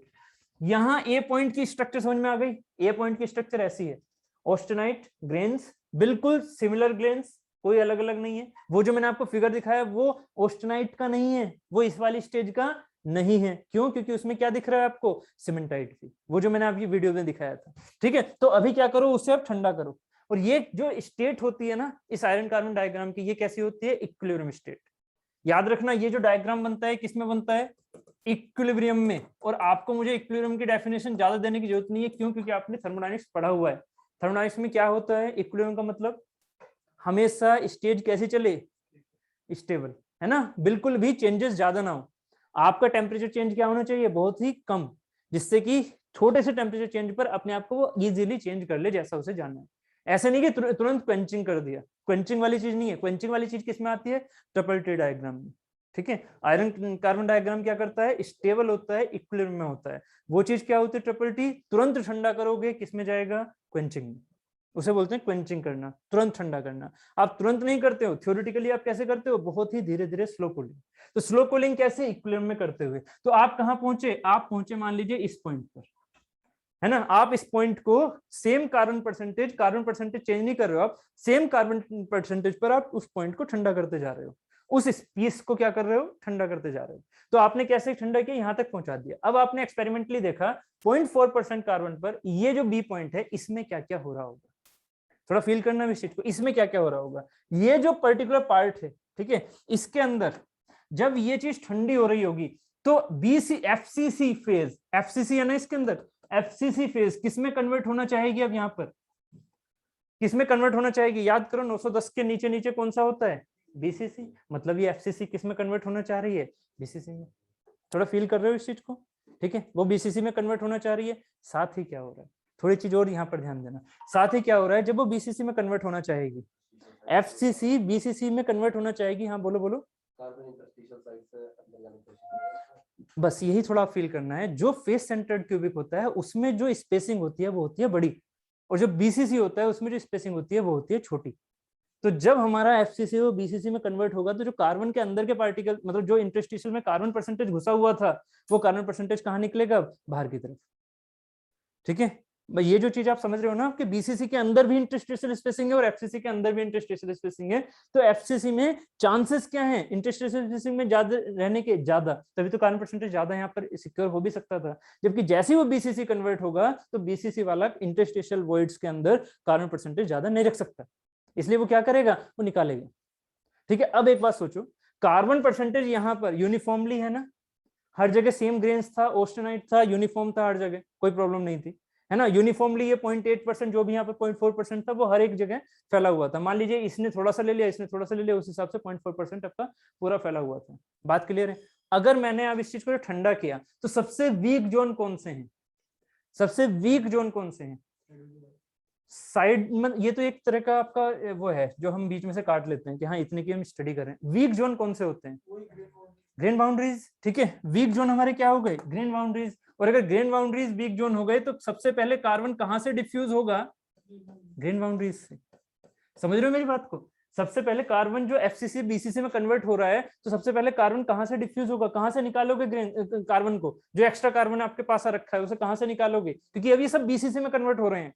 ये जो ग्रेन्स है किस में कन्वर्ट हो रही है? बीसीसी में, क्योंकि उन्हें बीसीसी ही लेके चलना है, क्योंकि उसका नेचर है ना। अब उसके पास ये गामा नहीं बचेगा, अब उसके पास क्या बचेगा? अल्फा। ठीक है, जब भी नीचे आएगा वो। ठीक है, अगर वो यहाँ से आ रखा हो तो 910 से वो एक्जैक्टली पूरा गामा अल्फा में कन्वर्ट हो जाता है, बट नहीं, वो तो यहाँ पर है, कार्बन परसेंटेज मिली हुई है, तो कैसे जा रहा है एक्सपेरिमेंटली? वो ऐसे जा रहा है। तो यहाँ पर अब जरा सोचना कि बी पॉइंट पर क्या मिलके आएगा आपको। बी पॉइंट पर ये जो चीज है, ये जो वाला पॉइंट है, ये वाला जो पॉइंट है, ये हमारा, ये जो कार्बन परसेंटेज है इसके अंदर, कौन सी वाली? इसके अंदर जो कार्बन परसेंटेज है वो किधर की ओर डिफ्यूज हो रही है? इधर की ओर। कार्बन परसेंटेज इधर की ओर डिफ्यूज हो रही है, हर जगह से, हर जगह से कार्बन परसेंटेज निकल के कहाँ जा रही है? दूसरी जगह। ग्रेन बाउंड्री सबसे वीक है तो वहां से कार्बन परसेंटेज सबसे जल्दी निकलेगी। बात क्लियर हो रही है ना यहाँ तक की? चलो बहुत बढ़िया। अगर यहाँ तक की बात क्लियर है तो अब जरा बी के बारे में बताइए, बी पर क्या क्या पॉइंट्स होंगे? बी पर क्या क्या पॉइंट्स होंगे? एक तो होगा क्या यहाँ पर, क्या ये कंप्लीटली कन्वर्ट हो गया अल्फा में? क्या ये कंप्लीटली कन्वर्ट हो गया? गामा यहाँ से स्टार्ट हुआ, गामा यहाँ से स्टार्ट हुआ, ठीक है, ये हमारे पास बी पॉइंट है, ठीक है, ये हमारे पास बी पॉइंट है, गामा यहाँ से स्टार्ट हुआ, तो अब किस में कन्वर्ट होगा? अभी ऑस्टेनाइट है, अभी ऑस्टेनाइट है, ठीक है, अभी ऑस्टेनाइट है, यहाँ से निकलना ही तो शुरू हुआ अभी। ठीक है, अभी ये हमारा ये बिल्कुल इस वाले पॉइंट के नीचे तो नहीं पहुंचा, जो लाइन मैंने खींची है यहाँ पर, इस वाली लाइन से नीचे तो नहीं पहुंचा ना, बी अभी इस लाइन से ऊपर है, बी अभी इस लाइन से ऊपर है। इसका मतलब यहाँ के बाद ही क्या बनेगा? वो पूरी कंप्लीटली बीसीसी, पूरा कंप्लीटली बीसीसी। अभी इसके ऊपर क्या है? ऑस्टेनाइट है बट थोड़ी परसेंटेज में, अब ऑस्टेनाइट की परसेंटेज किसमें कन्वर्ट हो गई है? ऑस्टेनाइट की परसेंटेज किसमें कन्वर्ट होती जा रही है? फेराइट में। किसमें कन्वर्ट होती जा रही है? फेराइट में। भाई ये जो ऑस्टेनाइट की कन्वर्जन है वो किसकी तरफ जाता जा रहा है? फेराइट की तरफ। फेराइट क्या था? बीसीसी। तो यहाँ से अल्फा जो गामा ऑस्टेनाइट है वो किसमें कन्वर्ट होता जा रहा है? फेराइट में। तो जो बी पॉइंट है जो कि बीच का स्टेट है इन दोनों के बीच में, ठीक है, वो क्या है? वो है मेरी गामा प्लस अल्फा, है कि नहीं? ये पॉइंट क्या होगा मेरा? गामा प्लस अल्फा, क्योंकि यहां से कन्वर्जन शुरू हो गया, कि मतलब ये वाले जो पार्ट हैं वो किसमें कन्वर्ट होते जा रहे हैं? ये वाली जो ग्रेन बाउंड्री है वो किसमें कन्वर्ट हो रही है? फेराइट। भाई ये जो ग्रेन बाउंड्री है ये बीसीसी में कन्वर्ट हो रही है। अभी शुरुआत ही तो हुई ना, मैंने कहा ना कि हर चीज की स्टेप बाय स्टेप चीजें हो रही हैं, अचानक से कुछ चेंज नहीं हो रहा एकदम से। तो यहाँ पर क्या हुआ कि ये जो ऑस्टेनाइट था वो कंप्लीटली फेराइट में नहीं हुआ, अभी पहले ग्रेन बाउंड्रीज फेराइट में कन्वर्ट होंगी क्योंकि उन्हें बीसीसी में कन्वर्ट करना है अपने आप को, ठीक है।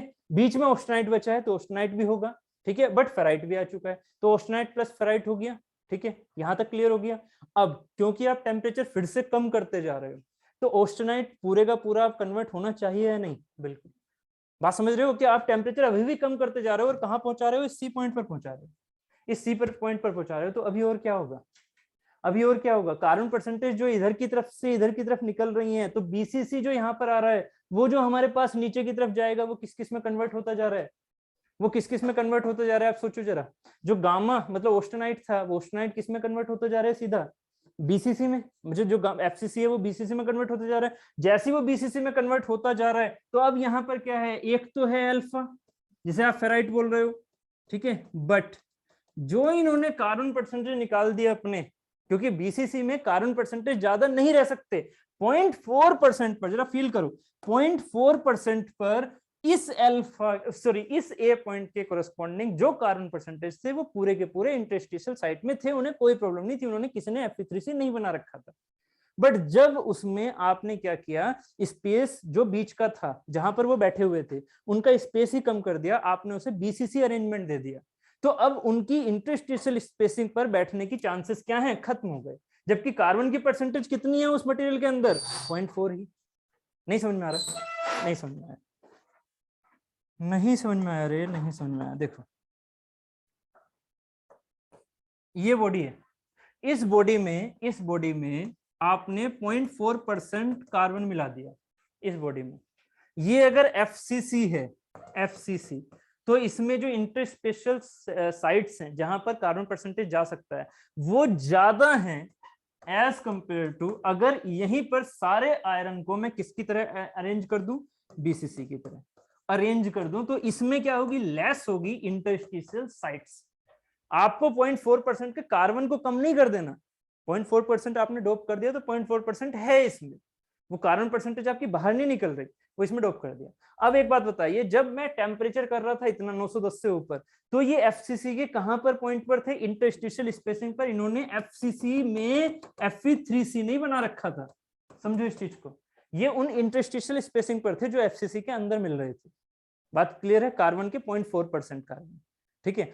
अब जब मैं उसे टेम्परेचर को डिक्रीज कर रहा था तो मैंने क्या देखा कि यार कार्बन परसेंटेज आपकी उतनी की उतनी है 0.4%, बट जब टेम्परेचर चेंज कर रहा हूं तो आयरन की टेंडेंसी क्या है? बीसीसी में कन्वर्ट होने की। जब वो बीसीसी में कन्वर्ट होगा तो क्या जो आयरन के जो कार्बन के ये पॉइंट्स थे, मान लीजिए 100 पॉइंट्स थे, तो क्या ये 100 पॉइंट्स अभी भी इंटरस्टिशियल स्पेसिंग में होंगे जब वो बीसीसी में कन्वर्ट हो रहा है? नहीं।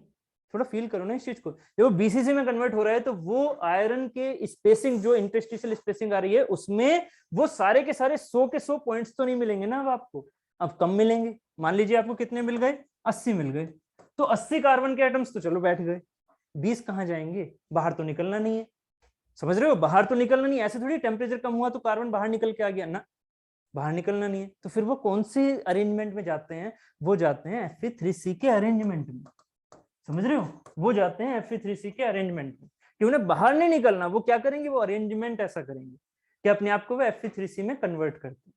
बात क्लियर आ रही है? तो यहाँ जो हमने समझा था अभी, ये चीज यहाँ तक समझ में आई कि ये जो हमने समझा था अभी कहाँ? बी पॉइंट के हिसाब से। बी पॉइंट के हिसाब से क्या समझा था कि जो वीक जोन है वहां फेराइट बनने शुरू हो गए, वो फेराइट बन के वो ऑस्टेनाइट की तरफ कार्बन को भेज रहे हैं। तो अभी था ऑस्टेनाइट, बट अब और टेम्परेचर डाउन करने पर ऑस्टेनाइट तो गायब होना ही है, निश्चित है।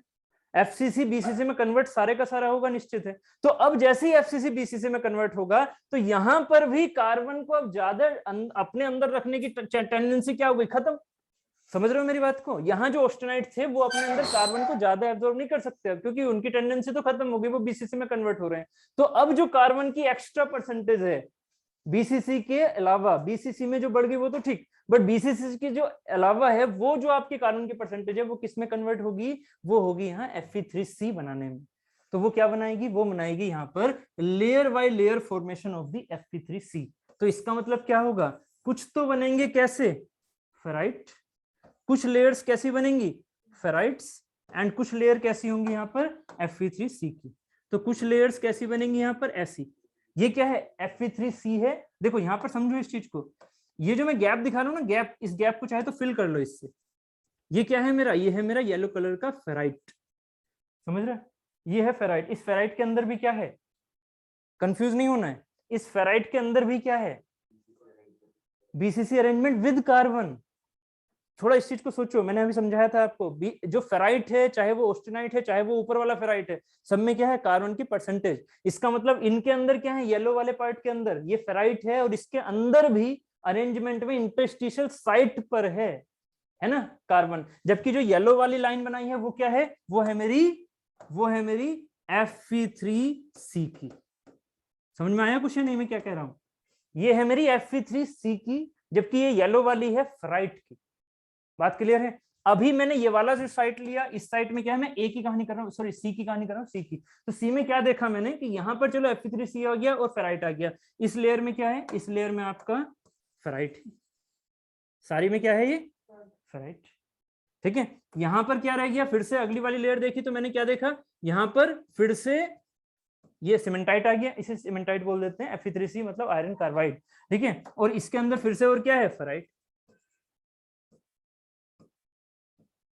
समझ में आ रहा है या नहीं, ठीक है।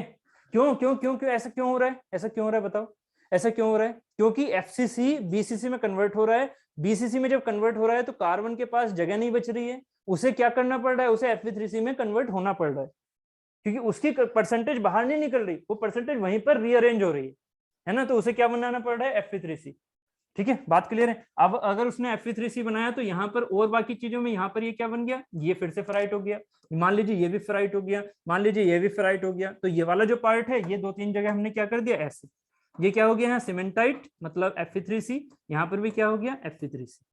बात क्लियर हो रही है?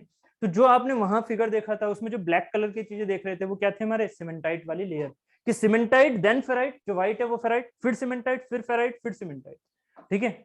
बात थोड़ी थोड़ी क्लियर हो रही है, ठीक है। तो इस चीज को हम क्या बोलते हैं, इस चीज को जिसमें फेराइट सीमेंटाइट एंड फिर फेराइट, फिर फेराइट सीमेंटाइट एंड फिर फेराइट, ये भूलना मत, ये चीज हमारी फेराइट एंड सीमेंटाइट का कॉम्बिनेशन होती है, कभी भी प्योर सीमेंटाइट नहीं होता है, ठीक है। ये चीज, ठीक है। अभी क्या होगा, ये यहाँ पर है, प्योर सीमेंटाइट की कहानी आगे चलेगी, उसके बारे में हम मतलब ज्यादा डिस्कस भी नहीं करने वाले, और ना ही आपके सिलेबस में है, ठीक है। आपके सिलेबस में ये वाला मेन पार्ट है बस, कौन सा वाला, ये जो दिखा रहा हूँ ये वाला, बस इतना है मैंने आपके लिए। अभी क्या कर रहा हूँ, यहाँ तक पहुंच गए, ठीक है। अभी इसके बाद आपने अगर ये सेंस देखा तो यहाँ क्या लिखोगे, यहाँ क्या लिखोगे, इस वाले रेंज में सी के लिए क्या लिखोगे, सी के लिए है एक तो फेराइट, समझ रहे हो, एक तो फेराइट है, प्लस में क्या है, फेराइट के साथ में और क्या दिख रहा है इसके अंदर कॉम्बिनेशन, Fe3C मतलब सीमेंटाइट, इसे क्या बोल देते हैं, Fe3C मतलब सीमेंटाइट, ठीक है। सीमेंटाइट, फेराइट प्लस सीमेंटाइट, इसे क्या बोलेंगे, फेराइट प्लस सीमेंटाइट। बट ये फेराइट प्लस सीमेंटाइट में थोड़ा माइंड में ये भी रख के चलना, फेराइट की परसेंटेज क्या है यहाँ, काफी ज्यादा, फेराइट की परसेंटेज क्या है यहाँ, काफी ज्यादा, ठीक है। देखो ये फेराइट अलग है, इसके अंदर पूरे में सीमेंटाइट नहीं है ना, यहाँ फेराइट है सीमेंटाइट नहीं है, यहाँ फेराइट है सीमेंटाइट नहीं है, यहाँ फेराइट है सीमेंटाइट नहीं है। मैंने ये फिगर इसीलिए अलग से दिखाया कि ये वाली चीज सिर्फ और सिर्फ इसके लिए वैलिड मानना, इस वाली रेंज के लिए, क्योंकि अब मैं जाने वाला हूँ टेक्टोइड रिएक्शन पर। एक्सपेरिमेंटली क्या देखा गया, अब थोड़ा ध्यान देना यहाँ पर, एक्सपेरिमेंटली क्या देखा गया कि हम कार्बन परसेंटेज को जैसे जैसे बढ़ाते जा रहे हैं, टेम्परेचर तो घटा ही रहे थे, अब हमने क्या किया, कार्बन परसेंटेज को बढ़ाना भी शुरू किया। कार्बन परसेंटेज अगर हम बढ़ाते हैं और कहाँ टेम्परेचर पर पहुंचते हैं, 723 टेम्परेचर पर, 723 या 725, कहीं कहीं 725 भी लिखा रहेगा, 723 या 725 डिग्री सेंटीग्रेड पर हम क्या देखते हैं, कि इस पर जब हमारे पास ये ऑस्टेनाइट था, है ना, ये पॉइंट दिख रहा है, ऑस्टेनाइट है, ये जो गामा ऑस्टेनाइट है 723 पर या 725 पर, इसी लाइन पर, मतलब इसी कार्बन परसेंटेज पे, कितनी कार्बन परसेंटेज देखी हमने एक्सपेरिमेंटली, 0.83%, 0.83% पर हम उसे सीधा क्या कर रहे हैं, नॉर्मली कूल कर रहे हैं, ठीक है, स्टेबल स्टेट के साथ कूल कर रहे हैं। तो क्या देखते हैं हम इस पॉइंट के हिसाब से, मैंने इस पॉइंट के हिसाब से समझा दिया अब आपको, मैं अब इस पॉइंट के हिसाब से बता रहा हूं जो एक्सपेरिमेंटली देखा गया। क्या देखा गया कि यहाँ पर ये जो चीज है, ये जो पॉइंट है, ये है इस वाले का, ये 1 मान लो, ये 2 मान लो, ऐसे दिखा देंगे, ऊपर वाला 1 पॉइंट है, नीचे वाला 2 पॉइंट। तो 1 के लिए मैंने क्या देखा, ये था ऑस्टेनाइट पूरा, ऐसे था ये ऑस्टेनाइट, ठीक है, ये ग्रेन्स थी ऑस्टेनाइट की, ठीक है, ये एफसीसी था पूरा, 0.83 याद रखना, 0.83 एग्जैक्ट, एंड 725 और 723 पर जब मैंने इसे कूल किया तो ये कंप्लीटली किसमें कन्वर्ट हुआ, ये कंप्लीटली कन्वर्ट होता है, ये कार्बन परसेंटेज के बेसिस पर हुआ है ऐसा, ठीक है, ये कंप्लीटली कन्वर्ट होता है इस रेंज में, ऐसे सारे के सारे आपको कैसे दिखेंगे। अब मैं क्या बनाना चाह रहा हूं, थोड़ा फील करो इस चीज को, मैं क्या बनाना चाह रहा हूं यहाँ पर, मैं ये बनाना चाह रहा हूं यहाँ पर एक तो सीमेंटाइट एंड साथ ही उसमें फेराइट, और ये किसमें है, हर एक ग्रेन में। अब कोई भी ग्रेन कंप्लीटली फेराइट की नहीं बची, सारी की सारी ग्रेन में क्या हुआ, फेराइट एंड सीमेंटाइट दोनों का मिक्सचर। ये एक्सपेरिमेंटली देखा गया कि 0.83% कार्बन के हिसाब से हम अगर 723 पर काम करते हैं, उसको डिक्रीज कर रहे होते हैं, तो ये जो चीज बनती है, ये हर एक ग्रेन किसकी बनती है, फेराइट एंड सीमेंटाइट के कॉम्बिनेशन की। बात समझ में आ रही है, ये किसके लिए है, ये इस वाले पॉइंट के लिए है। इसी पॉइंट को क्या बोला गया, यूटेक्टोइड पॉइंट। हमारे गेट में इस पॉइंट की काफी अहमियत है, यूटेक्टोइड पॉइंट। यूटेक्टोइड पॉइंट पे क्या हो रहा है, समझ में आ रहा है कुछ, कि गामा ऑस्टेनाइट किसमें कन्वर्ट हुआ, गामा ऑस्टेनाइट किसमें कन्वर्ट हुआ, ऐसे दिखा देते हैं यहां पर 723 एंड 0.83% कार्बन, 723 एंड 0.83% कार्बन पर अगर गर्म करोगे या ठंडा करोगे तो उसके बेसिस पर क्या होगा, यहाँ ये बनेगा किस किस में, ये बनेगा यहाँ पर, एक तो बनेगा, ये बनेगा फेराइट, देखो यहाँ पर है क्या क्या चीजें, फेराइट एंड सीमेंटाइट है ना, तो इसे हम क्या बोल देते हैं, ferrite and plus cementite. But याद रखना यही कॉम्बिनेशन मेरा क्या कहलाता है, जब ये पूरे का पूरा ग्रेन्स, हर एक ग्रेन में ये चीज हो, हर एक ग्रेन में ये चीज हो, तो इसको हम क्या बोल देते हैं, इस पूरे को हम क्या बोल देते हैं, परलाइट। समझ रहे हो ये क्या होता है, परलाइट। अब इस चीज को समझना मेरी बात को, मैं परलाइट सिर्फ और सिर्फ अभी आपको क्यों बताया, जिससे कि आप कभी कंफ्यूज ना हो। ये जो चीज है, ये परलाइट दिख रही है ना, बस अगर ये परलाइट दिख रही है, अगर आपको ये परलाइट दिख रहा है, तो एक बात बता दो, क्या ये अकेला ग्रेन क्या परलाइट नहीं है, क्या मेरा अकेला ग्रेन परलाइट नहीं है, ये भी तो सीमेंटाइट एंड फेराइट का मिक्सचर है ना, ये भी तो सीमेंटाइट एंड फेराइट का मिक्सचर है, यस और नो, है कि नहीं, तो इसका मतलब ये भी तो परलाइट है, ठीक है, ये भी परलाइट है या नहीं है, ठीक है, ये भी परलाइट है, उसमें से ये पार्ट भी परलाइट ही कहलाएगा। ऐसे ही अगर मैं इस वाले फिगर की बात करूं, तो ये जो ब्लू एंड मैंने येलो से दिखाया था, तो इसमें परलाइट कौन सा है बताओ, मैंने इसमें परलाइट कौन सा है बताओ, परलाइट परलाइट परलाइट ये रहा, परलाइट ये रहा, ये सीमेंटाइट है ब्लू क्या है, सिर्फ सीमेंटाइट। मैंने यहाँ परलाइट इसलिए नहीं बोला जिससे कि आपको परलाइट यहां से समझ में आए, फिर मैं इस चीज को लिखूं कि ये परलाइट प्लस फेराइट होता है, इधर वाला परलाइट प्लस सीमेंटाइट होता है। अभी परसेंटेज के बेसिस पे बातें करेंगे, ठीक है, अभी थोड़ा थोड़ा समझ के चलना है। मैंने आपसे क्या क्या बोला है, उन चीजों को मिक्स मत करो। मैंने क्या बोला, ब्लू वाली चीजें क्या है, सीमेंटाइट, ब्लू वाली चीजें हैं सीमेंटाइट, सीमेंटाइट प्लस फेराइट क्या कहलाता है, परलाइट, सीमेंटाइट प्लस फेराइट क्या कहलाता है, परलाइट। ये जो इक्वेशन है सीमेंटाइट प्लस फेराइट परलाइट की, ये इक्वेशन में एक याद रखो 723 पर है, तो सारे का सारा ऑस्टेनाइट किस में कन्वर्ट हो रहा है, परलाइट में। अगर 723 पर ना हो तो इसका मतलब ये नहीं कि परलाइट नहीं बनेगा, बट सारे का सारा ऑस्टेनाइट परलाइट में कन्वर्ट नहीं होगा, उसमें कुछ परसेंटेज ज्यादा होगी फेराइट की। फील हो रहा है कि फेराइट एंड सीमेंटाइट का कॉम्बिनेशन ही तो है परलाइट। अगर फेराइट की परसेंटेज ज्यादा हो जाए तो अब बताइए सारे का सारा क्या परलाइट हो गया? नहीं, अब क्या कहेंगे उसे? Ferrite plus pearlite. अगर सीमेंटाइट ज्यादा हो गया तो अब क्या बोलोगे उसे? भाई ऐसे तो करते हैं ना, कोई चीज है हमारे पास दो चीजें हैं ऐसे, ठीक है। अगर मैंने आपसे ये बोला कि दो चीजों का मिक्सचर क्या कहलाएगा? परलाइट। दो चीजों का मिक्सचर कहलाएगा परलाइट। अगर मैं परसेंटेज ज्यादा ले लूं एक की, तो आप उसे यही तो बोलोगे कि परलाइट भी है, क्योंकि वो मिक्सचर तो बनना ही है, बट उसमें जो चीज ज्यादा है वो चीज ऐड करोगे या नहीं करोगे? तो फेराइट प्लस परलाइट बोलोगे या नहीं? उसे क्या बोलोगे? Ferrite plus pearlite. अगर उसमें फेराइट की परसेंटेज ज्यादा है, अगर उसमें फेराइट की परसेंटेज ज्यादा है तो फेराइट प्लस परलाइट बोलोगे या नहीं? कंफ्यूज हो रखे हो? लग तो रहा है, लग तो रहा है। देखो क्या क्या क्या कंफ्यूजन है, क्या कंफ्यूजन है, जरा फील करो। मैंने जो ये लाइन लिखी है, ये लाइन मैंने किसके लिए लिखी है? 723 एंड 0.83%, ठीक है। ये एग्जैक्टली है, ये किसको दिखाती है? ये दिखाती है आपके eutectoid reaction. This is the eutectoid equation और रिएक्शन, है ना, यूटेक्टोइड इक्वेशन, ठीक है। अभी मैं आपसे कहता हूं यूटेक्टोइड से पहले पहले चलो, यूटेक्टोइड से पहले पहले चलो, यहां पर चलो, एक कहां, इस जगह, थोड़ा यहां पर ध्यान दो। यूटेक्टोइड से पहले पहले चलो, ये पॉइंट है कहीं, ये रहा। अब जरा बताना इस वाले पॉइंट पर, इस वाले पॉइंट पर फेराइट ज्यादा बनेगा या कम बनेगा? इस वाले पॉइंट पर फेराइट ज्यादा बनेगा, ठीक है। जब फेराइट, भाई फेराइट की तरफ है, फेराइट यहाँ पर ज्यादा टेंडेंसी है, कार्बन परसेंटेज ज्यादा है ही नहीं ना, फील करो ना। कार्बन परसेंटेज जब ज्यादा होंगी तभी तो उसमें सीमेंटाइट बनाने की कंडीशन आएगी ना, क्योंकि वो बीसीसी के उन छोटी छोटी जगहों पर बैठ ही नहीं पाएगा, तो वो Fe3C बनाएगा, फिर उसे मजबूरी में बनाना पड़ता है। तो यहाँ अगर वो यूटेक्टोइड से इस साइड है तो इसमें फेराइट की टेंडेंसी क्या है? ज्यादा है, मतलब फेराइट की परसेंटेज क्या है? ज्यादा है। और ऐसा भी नहीं है कि Fe3C नहीं बन रहा, Fe3C बन रहा है, तो Fe3C के जिस पार्ट से मेरा फेराइट ने कॉम्बिनेशन किया उसे तो परलाइट बोलूंगा ना, तो वो परलाइट प्लस क्या कहलाएगा? फेराइट। परलाइट प्लस क्या कहलाएगा? ये फेराइट। समझ में आ रहा है या नहीं? परलाइट प्लस कहलाएगा ये फेराइट। क्या आप परलाइट को तोड़ नहीं सकते फेराइट प्लस सीमेंटाइट में? क्या बन के आ गया फिर से? Ferrite plus cementite. नहीं, अपनी इमेजिनेशन में तोड़ तो सकते हो ना, बट परलाइट प्लस क्या कहोगे इस साइड को?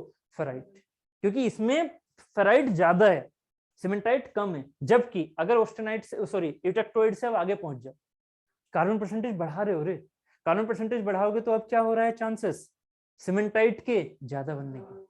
सीमेंटाइट अब ज्यादा बन रहा है, फेराइट क्या होता जा रहा है? कम। तो अब सोचो, फेराइट अभी बनेगा जरूर, क्यों नहीं बनेगा? फेराइट तो बन रहा है, क्योंकि नीचे वाली चीज हमारी फेराइट तो है, बट फेराइट में क्या है? फेराइट की परसेंटेज कम है, तो ग्रेन्स अब जो बन के आ रही हैं उसमें जो ये वाली लेयर है, अब जो ये वाली लेयर है ना, आपको थोड़ा ध्यान देना, ये वाली जो लेयर है आपकी, ये जो लेयर है वो ज्यादा है, सॉरी ये जो लेयर है वो कम है, ठीक है। ऐसी वाली लेयर्स कम है, बट जो ये वाली अब येलो लेयर है ये तो अब बिल्कुल नहीं बची, मतलब बहुत ही रेयर बच रही है, बहुत ही रेयर। इसकी जगह क्या बन के आ रही है? सीमेंटाइट, ब्लू वाली लेयर बन के आ रही है। अब इनकी जगह कौन सी आ रही है? ब्लू वाली, क्योंकि सीमेंटाइट अब ज्यादा हो रहा है, क्योंकि कार्बन परसेंटेज अब ज्यादा करते जा रहे हैं, ठीक है, कार्बन परसेंटेज ज्यादा करते जा रहे हैं। तो ये वाली जो चीज है इस यूटेक्टोइड से आगे क्या कहलाएगी? होगा तो अभी फेराइट प्लस सीमेंटाइट, समझो इस चीज को, होगा अभी फेराइट प्लस सीमेंटाइट, बट यहाँ सीमेंटाइट परसेंटेज क्या हो गई? ज्यादा। तो उसमें से जो सीमेंटाइट की परसेंटेज ज्यादा हो गई उनको अभी माइंड में अलग करो, फेराइट प्लस सीमेंटाइट की सेम परसेंटेज को मिला दो, क्या बन के आ जाएगा? परलाइट प्लस, परलाइट प्लस, बोलो फेराइट या सीमेंटाइट? सीमेंटाइट। फील हो गया? यहाँ पर क्या होगा? यूटेक्टोइड से आगे, क्योंकि सीमेंटाइट ज्यादा होता जा रहा है, कार्बन परसेंटेज ज्यादा होती जा रही है, इस वजह से फेराइट एंड सीमेंटाइट ने जो कॉम्बिनेशन किया होगा ग्रेन्स में, ऐसी वाली जो ये दिख रही है आपको, ये वाली, इनको क्या बोलेंगे? Pearlite plus. जो एक्स्ट्रा बचेगा वो अब किसका बचेगा? वो बचेगा सीमेंटाइट का। थोड़ा उस चीज को मैं बना भी देता हूँ जिससे थोड़ा याद रहे। ये वाली जो चीजें हैं ये आपकी यहाँ पर तो ऐसी बनी, ठीक है, ये थोड़ा सा मैं अलग बना देता हूँ ऐसे करके। ये तो परलाइट हो गया और सीमेंटाइट क्या हो गया? ब्लू वाला, ठीक है, ये परलाइट हो गया और सीमेंटाइट क्या हो गया? ये ब्लू वाला। तो ये हमारा क्या हो गया? सीमेंटाइट। बात क्लियर है? ये हो गया सीमेंटाइट।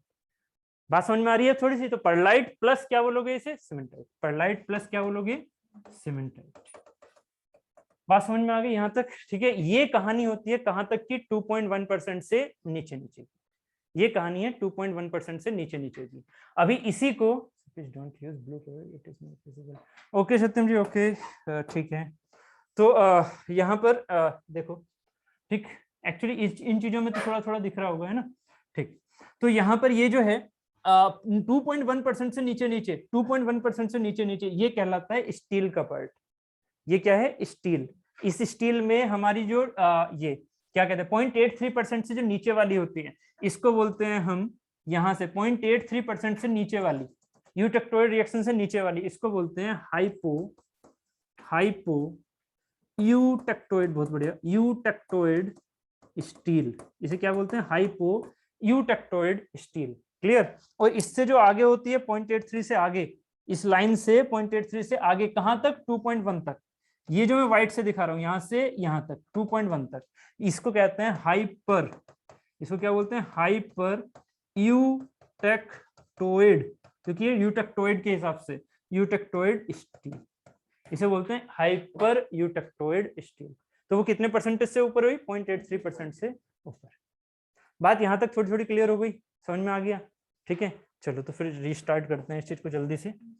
ठीक है, हाँ जी, रीस्टार्ट। जल्दी से बोलो, ये कितना परसेंटेज है अगर रूम टेम्परेचर है तो? 0.008%। ठीक है, यहां से ये जो चीज जा रही है ये कितना है? 723। ये यहां से ये लाइन बना लिया करो अपने माइंड में, जिससे नीचे हमारा पूरा वो बीसीसी में कन्वर्ट हो जाएगा। ठीक है, अभी इससे ऊपर ये वाला पॉइंट क्या है? 910। ठीक है, 910 के बाद ये वाला जो लाइन जा रही है ऐसे करके, वो कहाँ जा रही है? ये लाइन कौन सी वाली है? ये लाइन है 0.83%। बहुत बढ़िया। ये जो लाइन है ये आगे जा रही होगी, अभी इसकी कहानी आगे देखेंगे, है ना? तो ये लाइन यहाँ पर जाके 1150 के साथ जा रही होगी। ठीक है, अभी फिलहाल क्या लेके चलना है? 2.1। ये कितना है? 2.1%।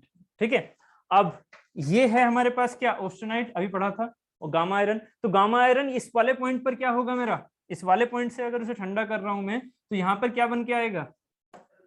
यहाँ पर क्या बन के आएगा? ये वाला पॉइंट कैसा होगा? कंप्लीटली पर्लाइट, या पर्लाइट प्लस फेराइट प्लस, या फिर perlite plus cementite? Completely perlite. इसमें जो भी ग्रेन होगी वो हमेशा क्या रखेगी? दोनों को कंबाइंड। कोई भी प्योर सीमेंटाइट की नहीं होगी, कोई भी प्योर फेराइट की नहीं होगी। इसमें हर एक ग्रेन में पर्लाइट फेराइट प्लस सीमेंटाइट दोनों होंगे। बात क्लियर है? मतलब इसमें जो भी ये पॉइंट होगा ना, इस पॉइंट पर हर एक जो ग्रेन है, उस हर एक ग्रेन में क्या फील हो रहा होगा आपको? दो अलग अलग कलर की लेयर, दो अलग अलग कलर की लेयर। समझ में आ रहा है ना इतना? ठीक है, ये जो चीजें हैं ये आपकी क्या कहलाएंगी? हर एक लेयर हमारी किसकी कहलाएगी? परलाइट की, मतलब ferrite and cementite, ferrite and cementite. बात समझ में आ गई? ठीक है, ये है मेरा इस वाले का कहानी। तो इसी को हम क्या बोल देते हैं? Eutectoid point, eutectoid point. उम्मीद है समझ में आ गया। यहां पर अगर ये पॉइंट है, ये पॉइंट है, ये पॉइंट है, तो यहाँ क्या होगा? गामा। यहाँ क्या होगा? Gamma plus alpha. फेराइट बनना शुरू हुआ था, बनना शुरू हुआ था। जबकि यहाँ पर क्या होगा? यहाँ पर क्या होगा? Ferrite plus cementite. बट मुझे परलाइट के सेंस में आंसर दो, यहाँ पर क्या होगा? Pearlite plus ferrite. बहुत बढ़िया, परलाइट प्लस फेराइट, क्योंकि यहाँ कार्बन परसेंटेज इतनी ज्यादा नहीं है, तो परलाइट में कौन सी चीज एक्स्ट्रा में बच रही है? इसका जो डायग्राम बनेगा वो कैसा बनेगा? इसका जो डायग्राम बनेगा वो कैसा बनेगा? इसमें भी दो लेयर बनेंगी, बट क्या हर जगह? नहीं। ठीक है, इसमें भी दो लेयर बनी, बट हर जगह नहीं। ठीक है, इसमें जो हमारे पास ये वाली लेयर है व्हाइट वाली, ये व्हाइट वाली बन रही है यहाँ पर, ये व्हाइट वाली बन रही है यहाँ पर। समझ रहे हो? ये व्हाइट वाली मतलब ये किसकी है? फेराइट की। मतलब ये व्हाइट वाली किसकी है? फेराइट की। तो ऑब्वियस है ये व्हाइट भी किसका है? फेराइट का। अब यहां मुझे और बता दो बस, इस जगह, इस जगह बस, ये लास्ट हो जाएगा। तो इससे आपका ये क्लियर हो गया कि जो पढ़ा है वो समझ में आ गया। ठीक है, अब इसमें जरा बताओ मुझे, दो कलर यूज करूंगा यहाँ पर। ये मैं व्हाइट कलर से दिखा रहा हूँ, ये क्या है मेरा? फेराइट। क्या मैं फेराइट हर जगह दिखा दूं? नहीं। कितनी जगह? ज्यादा जगह या कम जगह? कम जगह। सीमेंटाइट क्या है? येलो कलर का, तो वो क्या होगा? वो दिखाया जाएगा। इसमें पूरे में दिखा दूं? ठीक, क्योंकि ये मेरा ये नहीं है, ये मेरा इस साइड है, इसका मतलब इसमें सीमेंटाइट क्या होगा? ज्यादा। ठीक है, तो ये सीमेंटाइट मान लो, ये सीमेंटाइट मान लो, ये। ठीक है, बस ये आपको सेंस समझना था। बात क्लियर हो गई? अब कोई दिक्कत नहीं आएगी। बस गेट में क्वेश्चन ना इसी रेंज से ज्यादा पूछे जाते हैं जो यूटेक्टोइड वाला होता है। ठीक है, सभी ऑनलाइन प्लीज बता दो यार, थोड़ा क्लियर हुआ है नहीं? अब समझ में आ गया कुछ? ऑनलाइन कोई भी डाउट हो तो पूछ लो। समझ में आया कुछ, है कुछ रिपीट करना है? विजिबल ठीक से हो भी पा रहा है या नहीं, ये भी डाउट रहेगा यार।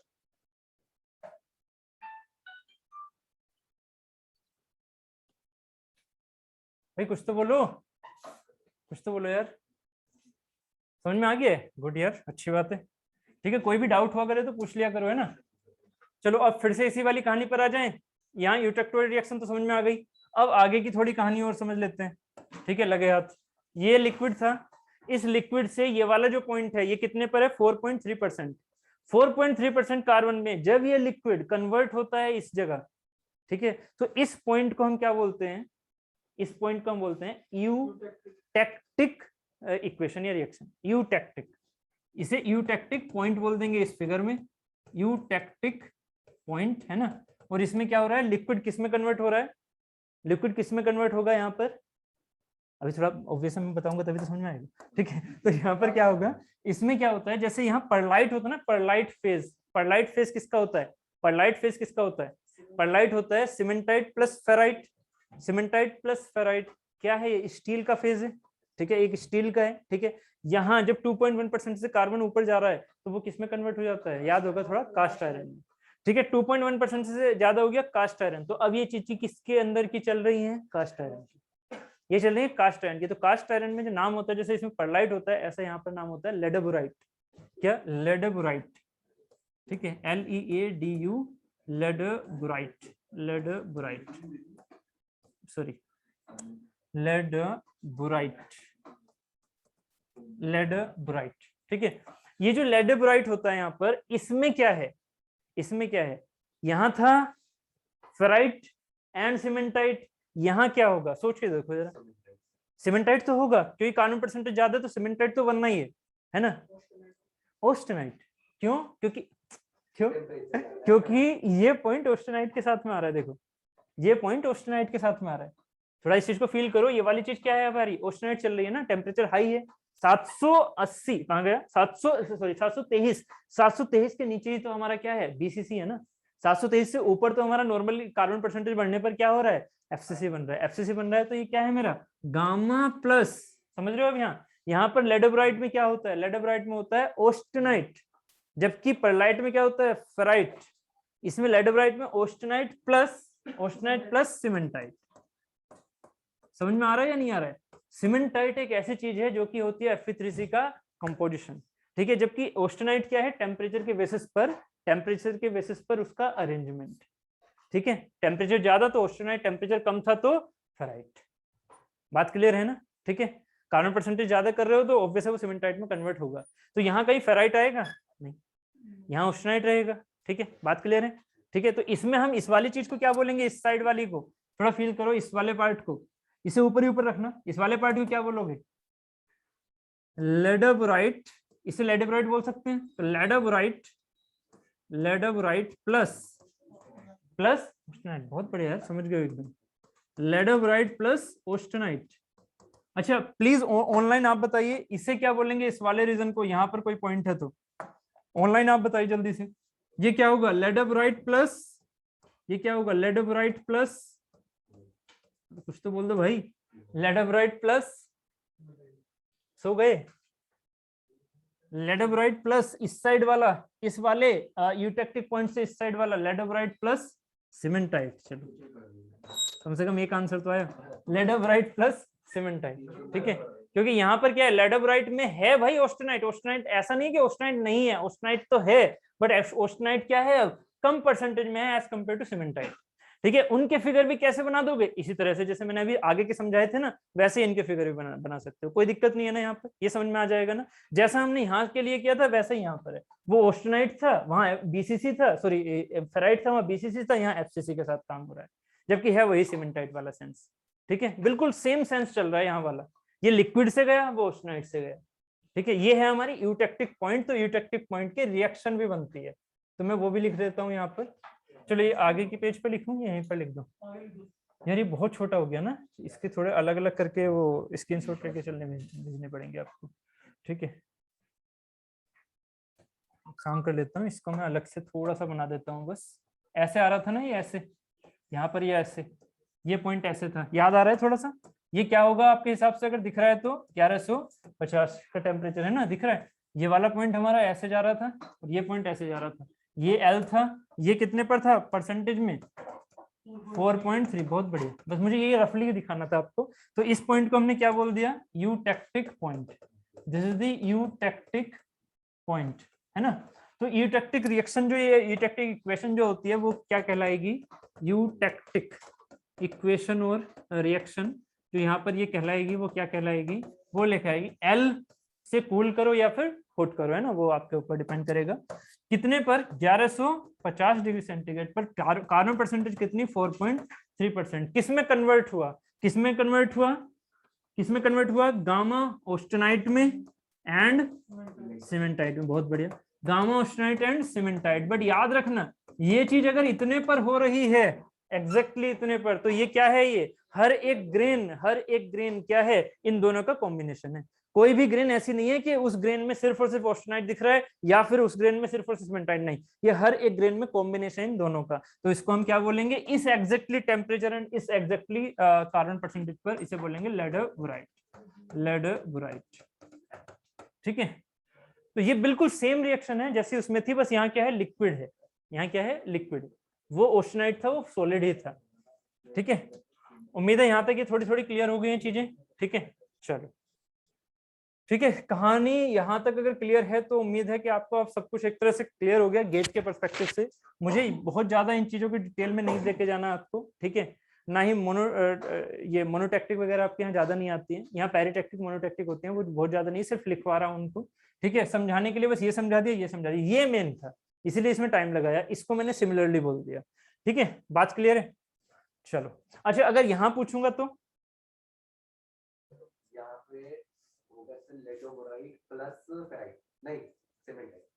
सही पूछे थे, लेडरवुराइट प्लस, लेडरवुराइट प्लस, और लेडरवुराइट रहेगा, इसको भी थोड़ा सोचो, लेडरवुराइट रहेगा क्या, यहाँ पर ऑस्टेनाइट है क्या, इस टेम्परेचर पर ऑस्टेनाइट रहेगा, ठीक है, हाँ ठीक। तो ये जो चीजें होती है ना आगे की, ये थोड़ी कॉम्प्लिकेटेड है, ठीक है, कि फेराइट में परसेंटेज लाना बहुत मुश्किल होता है कार्बन की। ठीक है, तो अभी हमें क्या पढ़ना है, एक ये वाला पार्ट और एक ये वाला पार्ट। ना ही मैं इस वाले पार्ट की बात कर रहा हूँ, क्योंकि इस वाले पार्ट में आपको क्या दिखेगा, 6.767%, मतलब हमेशा हर जगह क्या दिख रहा है, सीमेंटाइट, हर जगह सीमेंटाइट है, सीमेंटाइट हर जगह सीमेंटाइट। ठीक है, तो ये वाली चीजें हमारी उस तरह की सेंस में नहीं है, ना ही मैं आपको वहां पर कंफ्यूज करना चाह रहा, सिर्फ और सिर्फ आपको ये वाली चीजें ध्यान रखनी है, ये जो स्टार्टिंग वाली है। ठीक है, अभी ये 6.67% कहां से आया, ये मैक्सिमम परसेंटेज कार्बन की 6.67% कहां से आई, जरा इसको फील करो। एक्सपेरिमेंटल, हाँ ठीक है, मतलब Fe3C एक्सपेरिमेंटल है, ठीक है, Fe3C एक्सपेरिमेंटल है, बट उसको हम थोड़ा 6.67 निकाल सकते हैं। कैसे निकालोगे, कहाँ चल रहा है मेरा, चलो कैसे निकालोगे Fe3C, Fe3C, Fe का जो एटॉमिक वेट होता है वो कितना होता है, हाँ 56, देखो आपने 53 वाला, मैं 53 ही चल, ठीक है 56, ठीक है, ठीक है, हाँ कार्बन का कितना होता है 12, ठीक है। अब आप कार्बन की परसेंटेज इन Fe3C निकालो, करना जरा कैलकुलेट, कार्बन की परसेंटेज इन Fe3C करो कैलकुलेट, अरे खुद करो यार, सब करो, ऐसे थोड़ी होता है, करो जल्दी से। Fe3C में कार्बन की परसेंटेज निकालो, Fe3C में कार्बन की परसेंटेज, हाँ सही जा रहे हो, 56 इंटू 3 प्लस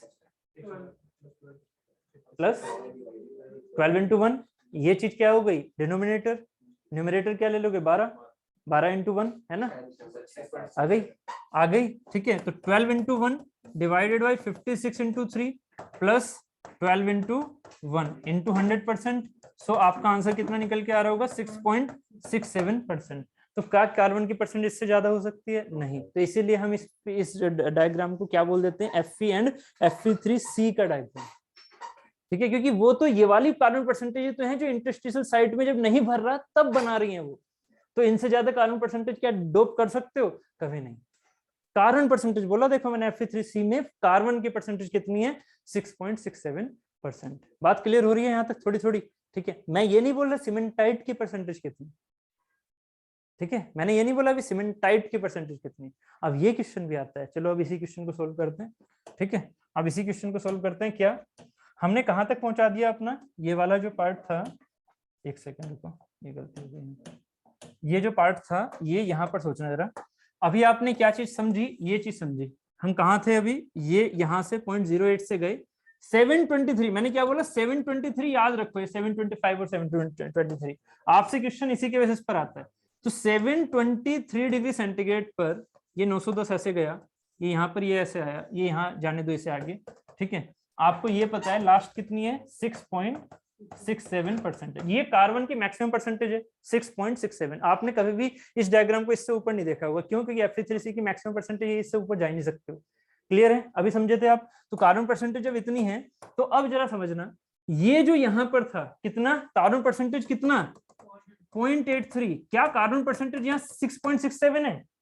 स्टूडेंट को बहुत कंफ्यूजन रहती है इन चीजों में, वो सोचते हैं 6.67% कार्बन, तो कार्बन तो ये भी होना चाहिए, ये Fe3C में कार्बन की परसेंटेज। वो एक अलग चीज है, Fe3C में कार्बन की परसेंटेज। मैं आपसे क्या पूछ रहा हूं, परलाइट में सीमेंटाइट मतलब Fe3C की परसेंटेज, कार्बन की परसेंटेज नहीं। कार्बन की परसेंटेज कितनी दिख रही है, कार्बन की परसेंटेज कितनी है, 0.83। अगर मैं आपसे कहूंगा, बिल्कुल बहुत बढ़िया, अगर मैं आपसे कहूंगा परलाइट है, अगर मैं आपसे कहूंगा परलाइट है, परलाइट कहाँ, यूटेक्टोइड, क्वेश्चन ऐसे आएगा, यूटेक्टोइड पर मुझे सीमेंटाइट की परसेंटेज बताओ, यूटेक्टोइड पर सीमेंटाइट की परसेंटेज बताओ। तो माइंड में क्या क्या चीजें चल रही हैं अब, यूटेक्टोइड पर सीमेंटाइट की परसेंटेज बताओ, तो माइंड में क्या क्या चीजें चल रही हैं आपके माइंड में? वो फिगर चल रहा है या नहीं चल रहा है आपके माइंड में? हाँ यही, ठीक है, लाइनिंग वाला ये फिगर आपके माइंड में चल रहा है। इसमें क्या क्या होगा, इसके अंदर सीमेंटाइट भी है एंड फेराइट भी, एंड फेराइट भी, और हर एक लाइन में है, हर एक लाइन, हर एक ग्रेन ऐसी होगी, है ना? ऐसा नहीं है कि एक फेराइट होगा एक सीमेंटाइट ना, हर एक ग्रेन ऐसी होगी। तो अब जरा सोचो, मैक्सिमम कितनी परसेंटेज हो सकती है इसकी, मैक्सिमम फेराइट की कितनी परसेंटेज हो सकती है, मैक्सिमम फेराइट की कितनी परसेंटेज हो सकती है, मतलब M alpha, maximum percentage in of ferrite कितनी हो सकती है? कार्बन कितना जा सकता है, पॉइंट, देखो यहाँ कितना है, यहाँ तो 0.83 है, यहाँ 0.83 है, कार्बन कितना जा सकता है, 6.67 जा सकता है। ठीक है, बहुत बढ़िया। कितना कम से कम जा रहा है, जहां से फेराइट बन रहा है, ये है पॉइंट ना, ये तो रूम टेम्परेचर था, हम बात कर रहे हैं 723 पर, है ना, ये थोड़ा याद रखना, ये 723 पर है ना। तो यहाँ ये कितना है, 0.025 था एग्जैक्टली, है ना, 0.025। बात क्लियर है? तो 0.025, ठीक है, और ये कितना है यहाँ 0.83%। 0.025 है कम से कम, थोड़ा फील करना, 0.025 है कम से कम, और ये कितना है मेरा 0.83। इसमें अल्फा परसेंटेज कितनी हो गई, इसमें अल्फा परसेंटेज कितनी हो गई, 0.83 माइनस 0.025 डिवाइडेड बाय, ये परसेंटेज है ना, टोटल कितना जा सकता है, 6.67 माइनस, ये समझ में आया नहीं मैंने जो लिखा है, नहीं हुआ, आया? तो इसे कैलकुलेट करो और बताओ कितना आ रहा। क्या विपिन जी, कहाँ गड़बड़ हो रहा?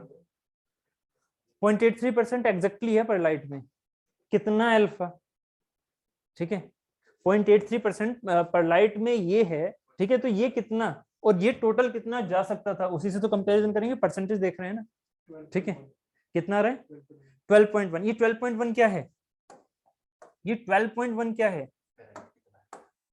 ये थोड़ा सा कैलकुलेशन गड़बड़ हो गया, ये फेराइट नहीं है, ये हमारा क्या है, ये हमारा सीमेंटाइट। क्यों, क्यों भाई सीमेंटाइट क्यों? क्योंकि ये सीमेंटाइट की परसेंटेज से निकाल रहे हो, टोटल ये था, देखो ध्यान से समझो, 6.67 एंड 0.025, यहां से ऐसे समझो, एक लाइन होती है ना माइंड में, लाइन, तो वो लाइन लेके चलो, यहां से यहां तक क्या है हमारा, सीमेंटाइट है भाई, यहां से बनना तो शुरू हो गया ना सीमेंटाइट, 0.025 से सीमेंटाइट भी बनना शुरू हुआ, फेराइट भी बनना शुरू हुआ। अगर आप यहां से यहां तक की बात कर रहे हो, तो ये कितना हो गया टोटल, 6.67 माइनस में 0.025, ये टोटल हमारा सीमेंटाइट बन सकता है, टोटल हमारा सीमेंटाइट बन सकता है इतना। कितना सीमेंटाइट बना, कितना बना, 0.83 में से 0.02 घटा दो, इतना बना, ठीक है। और अगर आप इसमें से 6.67 में से ये घटाओगे, तो अब जरा चेक करो, 6.67 माइनस में 0.83 घटाओ, डिवाइडेड बाई 6.67 माइनस में 0.025।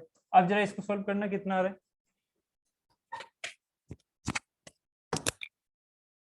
अब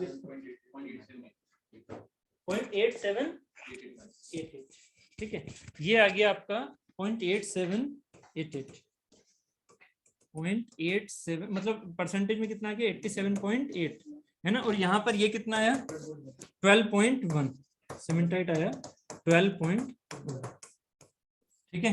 तो अब जरा बताओ कितना इसमें फेराइट परसेंटेज है, इस परलाइट में कितना फेराइट परसेंटेज, कितना फेराइट परसेंटेज 87.8%, ठीक है, मतलब इसको हम कितना ले सकते हैं अप्रोक्स में 88%, 88% फेराइट है, जबकि सीमेंटाइट कितना है, सीमेंटाइट कितना है 12%। बात थोड़ी सी क्लियर हो रही है कि सीमेंटाइट आपके पास 12% है, फेराइट कितना हो गया 88.8%, ठीक है। ये जो परसेंटेज है, ये जो आपके पास परसेंटेज है, ये इस पर्टिकुलर पॉइंट के बेसिस पर है। तो क्वेश्चन क्या पूछा जाएगा आपसे यूटेक्टोइड पॉइंट में, ठीक है, क्वेश्चन क्या पूछेंगे यूटेक्टोइड पॉइंट पर कितना सीमेंटाइट का परसेंटेज होता है, कार्बन परसेंटेज नहीं पूछ रहा, सीमेंटाइट का कितना परसेंटेज होता है यूटेक्टोइड पॉइंट पर, तो कितना होता है,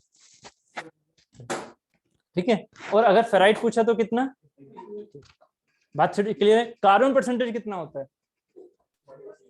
0.83, वहां 6.67 मत कर देना, 0.83, बात क्लियर हो रही है ना, यूटेक्टोइड पर बात क्लियर है, एकदम समझ में आ गई, ठीक है। ऐसे ही आपकी वहां पर कर सकते हैं यूटेक्टिक पर, बट वो चीजें गेट में नहीं पूछी गई हैं, कैलकुलेट कर लोगे 4.3 के हिसाब से 6.67 माइनस 4.3 कर लेना, डिवाइडेड बाई जितना भी आपका, अगर अल्फा फेराइट पूछा है या लेडोफेराइट पूछा है तो उसके हिसाब से लेके चल लेना, 2.1 घटा देना, फिर 2.1 के आगे की बात करते हैं ना, ठीक है, तो 2.1 घटा देना उसमें, ठीक है। चलो वो चीजें अभी तक नहीं पूछी गई गेट में, ना ही पूछी जाने वाली, आपसे यूटेक्टोइड ही पूछा जाएगा, ठीक है, तो आपको यूटेक्टोइड पर ही ध्यान देना है, क्लियर है, ठीक है। समझ में आया भी या नहीं, गड़बड़ हो रहा है कुछ, समझ में आ गया, क्लियर है ना, ठीक, ऑनलाइन आपको भी क्लियर हो गया, ठीक है। चलो, तो अब यहाँ पर हमने एक हद तक आयरन कार्बन डायग्राम एक तरह से कंप्लीट कर लिया है, ठीक है। अब जरा इन चीजों को एक बार वीडियो में थोड़ा सा और देख लो, ठीक है, थोड़ा सा जो चीज मैंने समझाई है ना वो एक बार वीडियो से थोड़ा सा और क्लियर कर लो, अच्छे से और हो जाएगा क्लियर।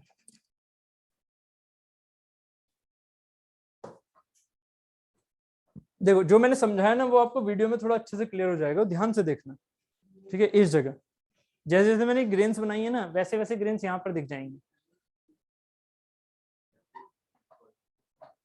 इसमें वॉइस नहीं है, आप चाहे तो पढ़ सकते हो, ठीक है, रिकॉर्डिंग में आ रहा है, चाहे तो आप बाद में पढ़ सकते हो, कोई दिक्कत नहीं है, बस पॉइंट्स पर ध्यान देना, कौन से पॉइंट्स की बात हो रही है। एफसीसी ऊपर है, बीसीसी यहाँ पर, यहाँ ये वाला पार्ट आपका बीसीसी हो गया, ये दोनों का कॉम्बिनेशन हो गया। अब इस एक लाइन के बारे में बात कर रहे हैं, ठीक है, ठीक है, एक पॉइंट है यहाँ, इसको हम क्या बोल रहे हैं ऑस्टेनाइट, दिख रहा है हर जगह ऑस्टेनाइट ऑस्टेनाइट, आप चाहे तो ये चीजें पढ़ सकते हो,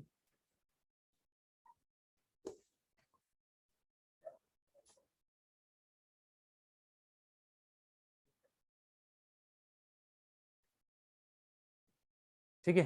टेम्परेचर को क्या कर रहे हैं cool cool cool cool cool, कहाँ बाउंड्री से, ग्रेन बाउंड्री से किसमें कन्वर्ट होता जा रहा है वो फेराइट में, धीरे धीरे ग्रेन बाउंड्री से किसमें कन्वर्ट होगा फेराइट में, ये अपर क्रिटिकल टेम्परेचर होते हैं इनके, ठीक है। यहाँ फेराइट में कन्वर्जन हो रहा है, तो कार्बन कहाँ जाएंगे जब फेराइट में कन्वर्जन हो रहा है अंदर की तरफ, कार्बन कहाँ जाएंगे यहाँ से, भाई बीसीसी कन्वर्ट हो रहा है ना, अंदर की तरफ जाएंगे अब, ठीक है, जहां उसे ऑस्टेनाइट दिख रहा है वहां को फेंकेगा,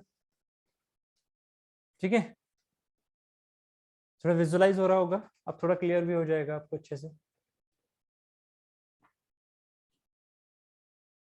और कूल करो और कूल करो,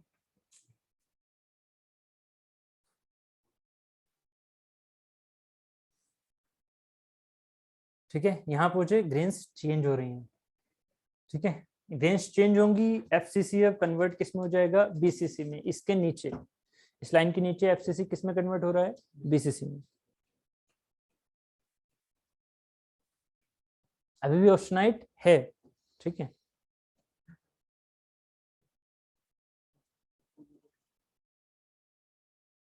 अब ऑस्टेनाइट किस में कन्वर्ट हो जाएगा फेराइट प्लस सीमेंटाइट में pearlite on the cooling after this line, ठीक है।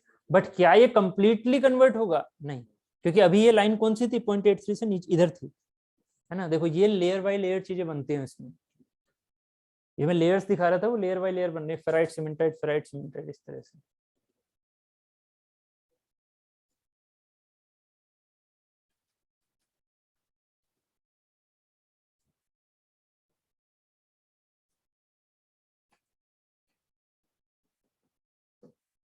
ठीक है, इसे हम क्या बोल देंगे, परलाइट। अब देखो यहाँ पर क्या हो गया हमारा, ये चीज, ये वाला जो पार्ट है, ये क्या है मेरा, परलाइट। देख रहे हो, ये वाला जो पार्ट है ये क्या है, लाइन वाली दिख रही है ना, तो ये परलाइट है। और जबकि ये वाली चीज क्या है मेरी, फेराइट। सीमेंटाइट नहीं, फेराइट। फेराइट था ना वो इस साइड है, सीमेंटाइट उस साइड बनता है। ठीक है, क्लियर है। ठीक, तो ये एग्जाम्पल ले सकते हो आप, चाहे तो इनकी कैलकुलेशन कर सकते हो, तो 50% के आसपास आता है जो 0.4 लिखते हो तो। ठीक है, तो 50% परलाइट मिलेगा, 50% फेराइट मिलेगा, ऐसे आता है। ठीक है, वो सारी चीजें तो डिपेंड करते हैं कौन सा क्वेश्चन कैसे आ जाए परसेंटेज वाइज। ठीक है, ना ही इतना पूछने वाले हैं। ठीक है, आपसे बस चीजें उस सेंस में रहती हैं कि वो चीजें क्या बनती हैं। ठीक है, चलो ठीक, तो हाँ जरूर। तो यहाँ तक की ये कहानी कंप्लीट। ठीक है, आप चलो एक काम कर लो, लिखने का काम। ठीक है, अब लिखिएगा एफईसी इक्विलिब्रियम डायग्राम। आपको मैंने काफी दिनों से कुछ लिखवाया नहीं ना, तो आप लिखने का काम करो। ठीक है, उसके बाद ट्रिपल टी डायग्राम करना है। ट्रिपल टी डायग्राम के बाद ये अनिलिंग नॉर्मलाइजिंग हीट ट्रीटमेंट। ठीक है, थोड़ा थोड़ा करना है इनको, फिर क्वेश्चंस। और आप कहोगे अच्छा इतना सारा अभी करवाओगे, ये करवाना है, आज हमें खत्म करनी है, कल से हमारी ये स्टार्ट हो जाएगी। कौन सी? अच्छा हाँ हाँ, सही है सही है। ठीक है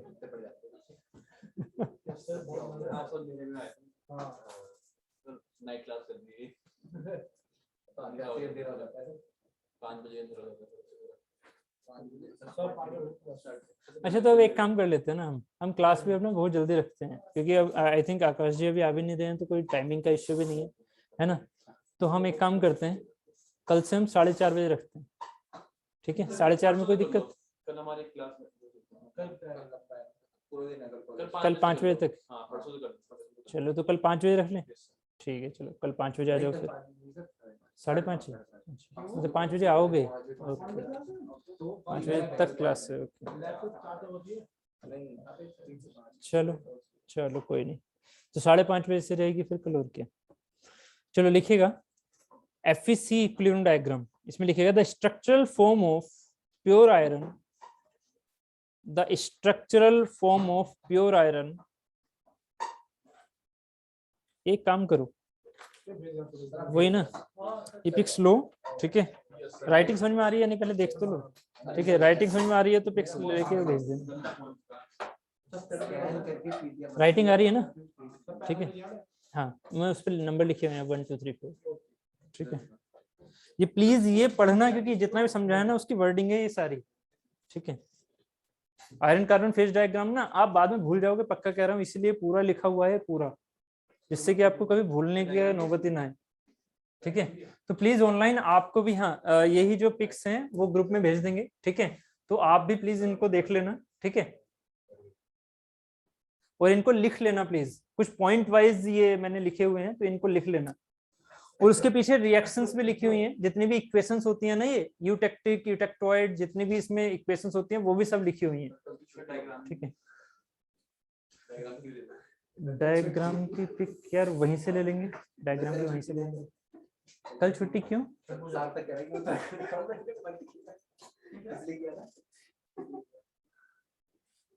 भाई क्या चल रहा है? ठीक है, चलो अच्छा सही, ठीक है, इतना हो गया, ये कर लिया आपने? सही, तो आप भेज देना इसे ना।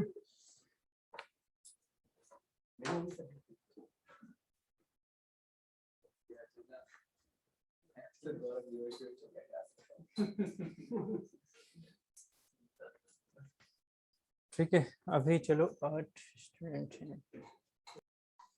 ठीक है, तो पिक्स आपके ग्रुप में पहुंच चुकी हैं। ठीक है, अभी डाली थोड़ी है नहीं, चलो वो हो जाएगा, वो ग्रुप में चली जाएंगी। तो 4 पेजेस हैं, 4 पेजेस हैं, तो उनको प्लीज आप लिख लीजिएगा। ठीक है, अपने नोट्स में। ठीक, एंड नेक्स्ट हमारा टॉपिक है इससे रिलेटेड, जो कि है हमारा triple T diagram. Triple T diagram, देखिए ट्रिपल टी डायग्राम आपको मैं बहुत डेप्थ में नहीं लेके चलूंगा। ठीक है, triple T diagram, TTT diagram जिसे हम बोलते देते हैं, ठीक है। टेम्परेचर टाइम ट्रांसफॉर्मेशन का, तो इसमें क्या है, अगर मैं डेप्थ में गया तो वो ईएससी का पार्ट है सारा, ठीक है। तो वो बहुत डेप्थ में ना जाके मैं बस सिर्फ आपको इसकी आउटलाइनिंग समझा रहा हूँ। आउटलाइनिंग एक बार समझ में आ गई, बस इतना ही रखना अपने माइंड में फिलहाल के लिए, ठीक है।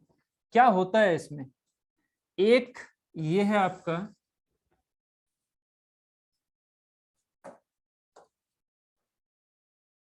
इधर हो गया आपका टाइम, ठीक है।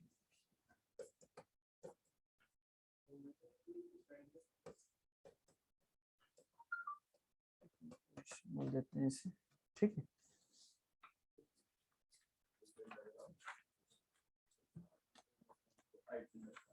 क्या हुआ, किसकी, आयरन की, सही है सही है।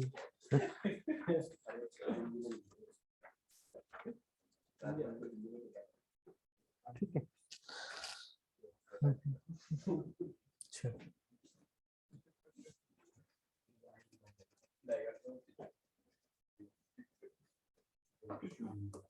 ठीक है। मैं आपको बहुत ऐसा कुछ नहीं बता रहा कि ये ऐसे क्यों जाता है, इसको हम एस कर्व भी बोल देते हैं ना, तो वो सारी चीजें ना बता के सिर्फ और सिर्फ मैं ये चीज बता रहा हूँ, स्टार्टिंग फिनिशिंग। ये क्या है, स्टार्टिंग फिनिशिंग, बट कितने पर, ये है अराउंड 700 डिग्री सेंटीग्रेड पर। थोड़ा समझना इन चीजों, बस ये चीज समझ गए ना, उसके बाद सारी चीजें बन जाएंगी और वो नॉर्मली खत्म हो जाएगा। थोड़ा फील करना, क्या आपने 723 पर अभी क्या देखा था, आपने जो अभी आयरन कार्बन डायग्राम पढ़ा वो कैसा था, इक्विलिब्रियम में, उसे हम कैसे कर रहे थे, बहुत ही स्लोली कूल, उसे हम क्या कर रहे थे, स्लोली कूल।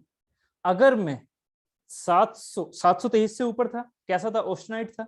अभी आपके माइंड में क्या चल रहा है, एक ऑस्टेनाइट फेज है 723 के ऊपर, ठीक है। ये ऑस्टेनाइट था, गामा गामा ऑस्टेनाइट। इस ऑस्टेनाइट को अगर मैं टाइम ही ना दूं, थोड़ा फील करना जरा इस चीज को, क्योंकि ये चीज उससे अलग है थोड़ी आयरन कार्बन से।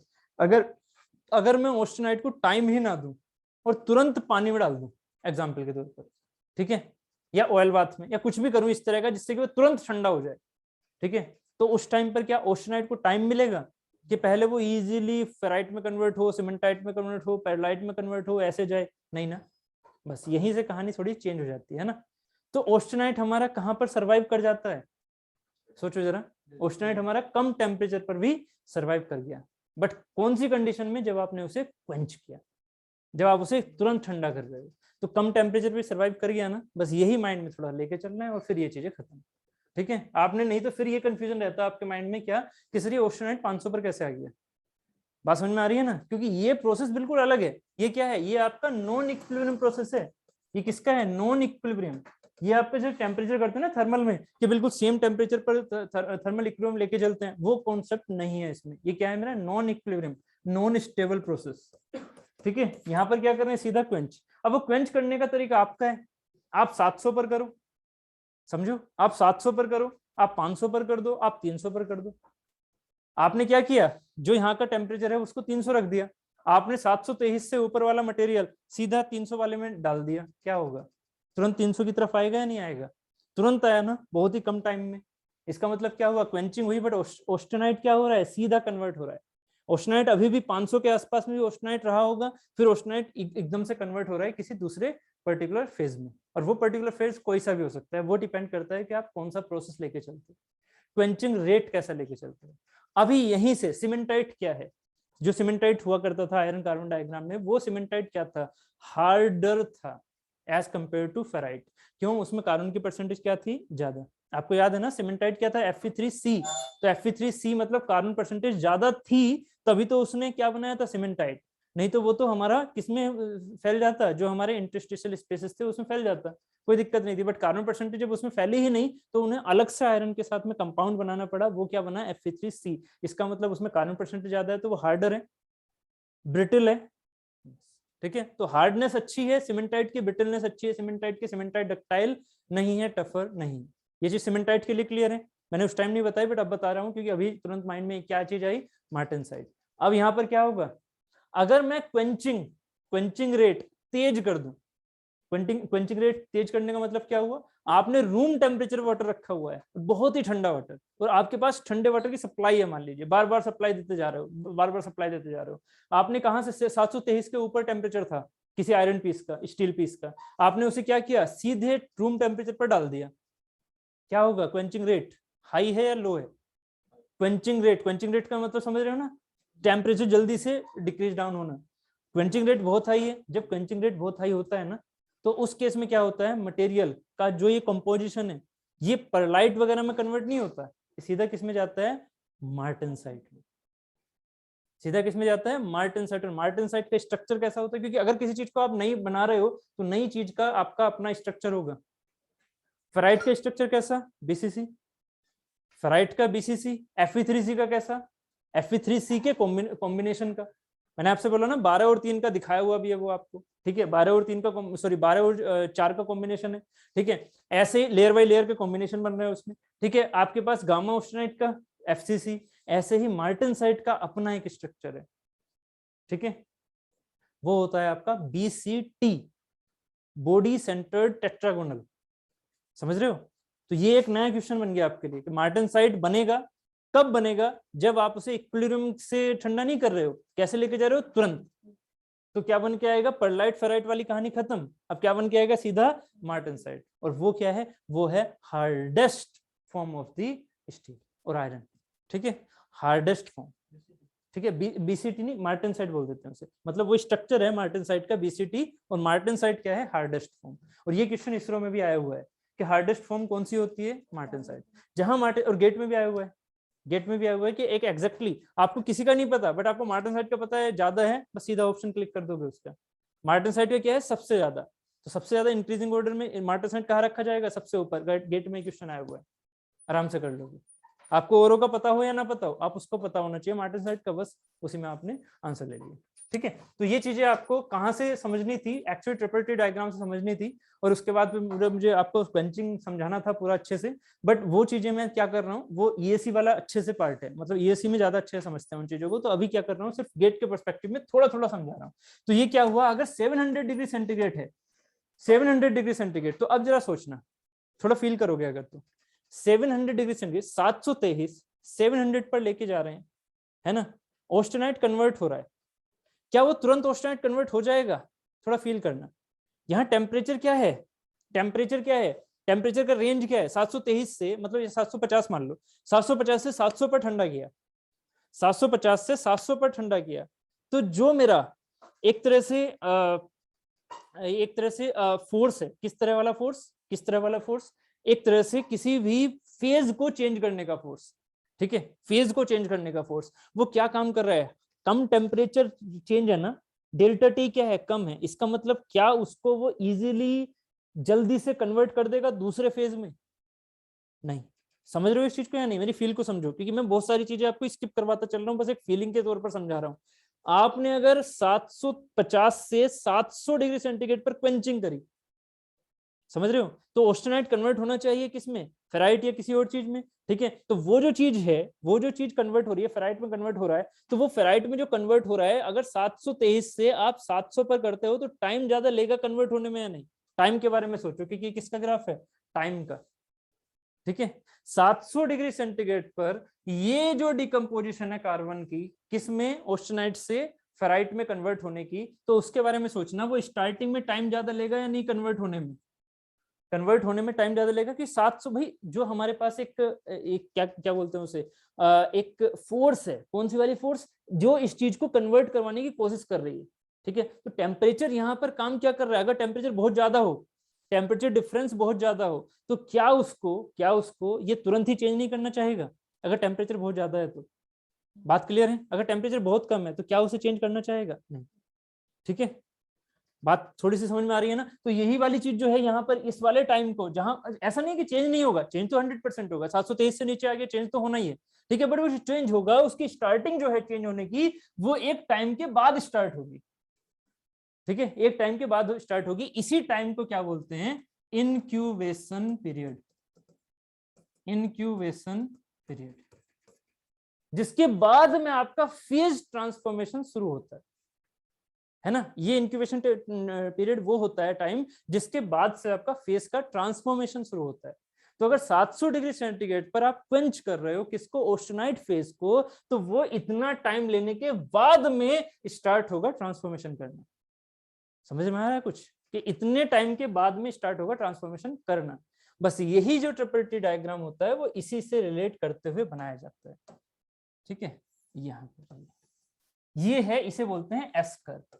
ये जो ऊपर वाला कर्व होता है ना, इसे बोलते हैं एस कर्व, क्योंकि ये एस की शेप का लगता है। ठीक है, और जो ट्रिपल टी डायग्राम होता है वो यहाँ पर आता है ऐसे।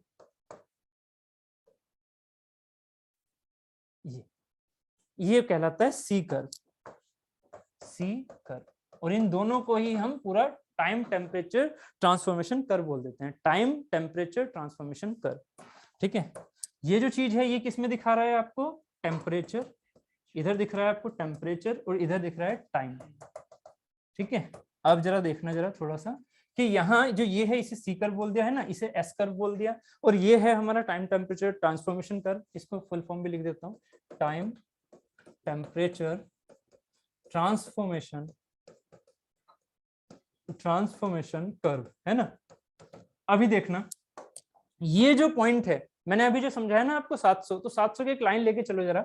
700 की लाइन मान लीजिए ये है 700 डिग्री सेंटीग्रेड। तो 700 डिग्री सेंटीग्रेड पर स्टार्टिंग कहां से हुई थी, ये 700 डिग्री सेंटीग्रेड पर स्टार्टिंग कहां से हुई, ये एंडिंग कहां पर हुई, ये मान लो।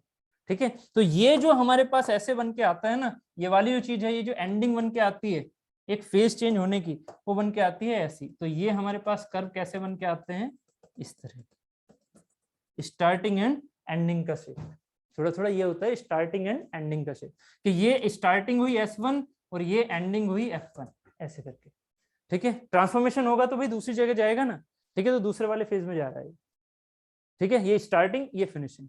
अभी क्या है, ये है इसका इंक्यूबेशन पीरियड, ये वाला है इसका इंक्यूबेशन पीरियड 700 पर। तो इतने टाइम के बाद उसमें फेज चेंज होना शुरू हुआ।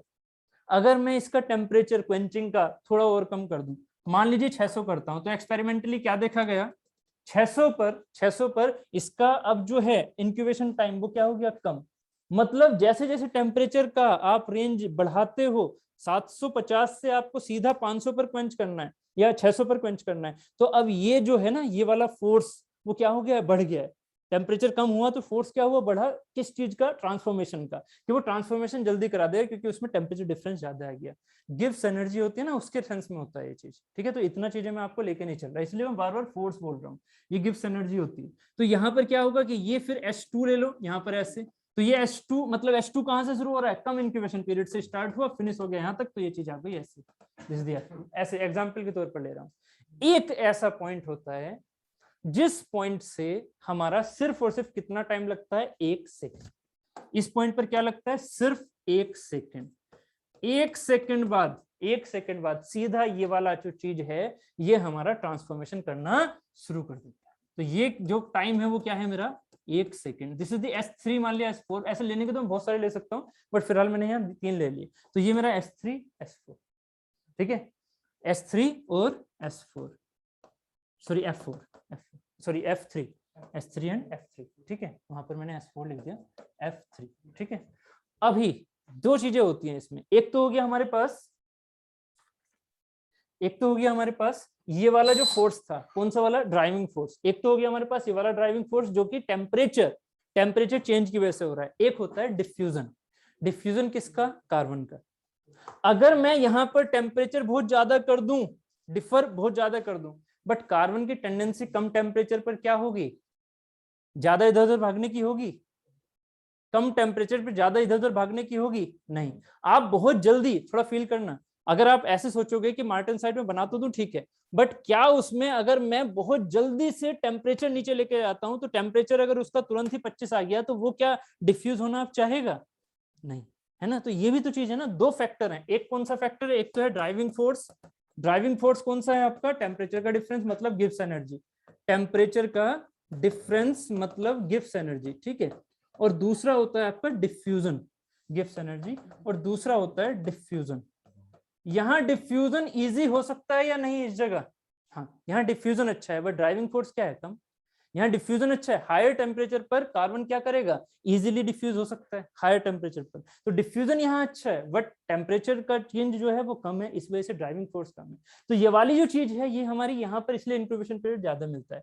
आप थोड़ा सा कम टेम्परेचर करोगे तो टेम्परेचर डिफरेंस ज्यादा, मतलब ड्राइविंग फोर्स ज्यादा, और डिफ्यूजन क्या है, अभी हायर टेम्परेचर तो ज्यादा है है ना। तो उससे क्या होगा कि एक पर्टिकुलर टेम्परेचर पर क्या मिला मुझे कि डिफ्यूजन भी अच्छा है क्योंकि टेम्परेचर अच्छा है, और दूसरे ड्राइविंग फोर्स भी अच्छा हो गया, डिफरेंस अच्छा हो गया। बट जब हम नीचे की तरफ जाते हैं तो टेम्परेचर अब कम हो चुका है, इस वजह से डिफ्यूजन कम हो जाएगा। भले से आपका टेम्परेचर डिफरेंस बढ़ रहा है बट डिफ्यूजन का सेंस कम हो रहा है, इसलिए इंक्यूबेशन पीरियड फिर से क्या हो गया, बढ़ने लग गया।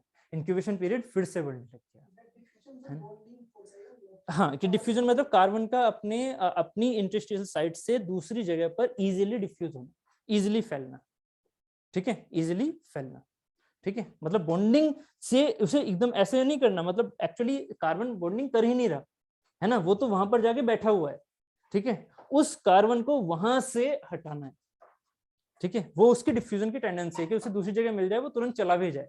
तो वो जो चला जा रहा है ना, वो जो जा रहा है उसकी टेंडेंसी कहां पर ज्यादा होगी, जब उसके अंदर हायर टेम्परेचर होगा। अगर लोअर टेम्परेचर होगा तो वो जाना नहीं चाहेगा। तो बस यही चीज है जो इंक्यूबेशन पीरियड को बढ़ाती है।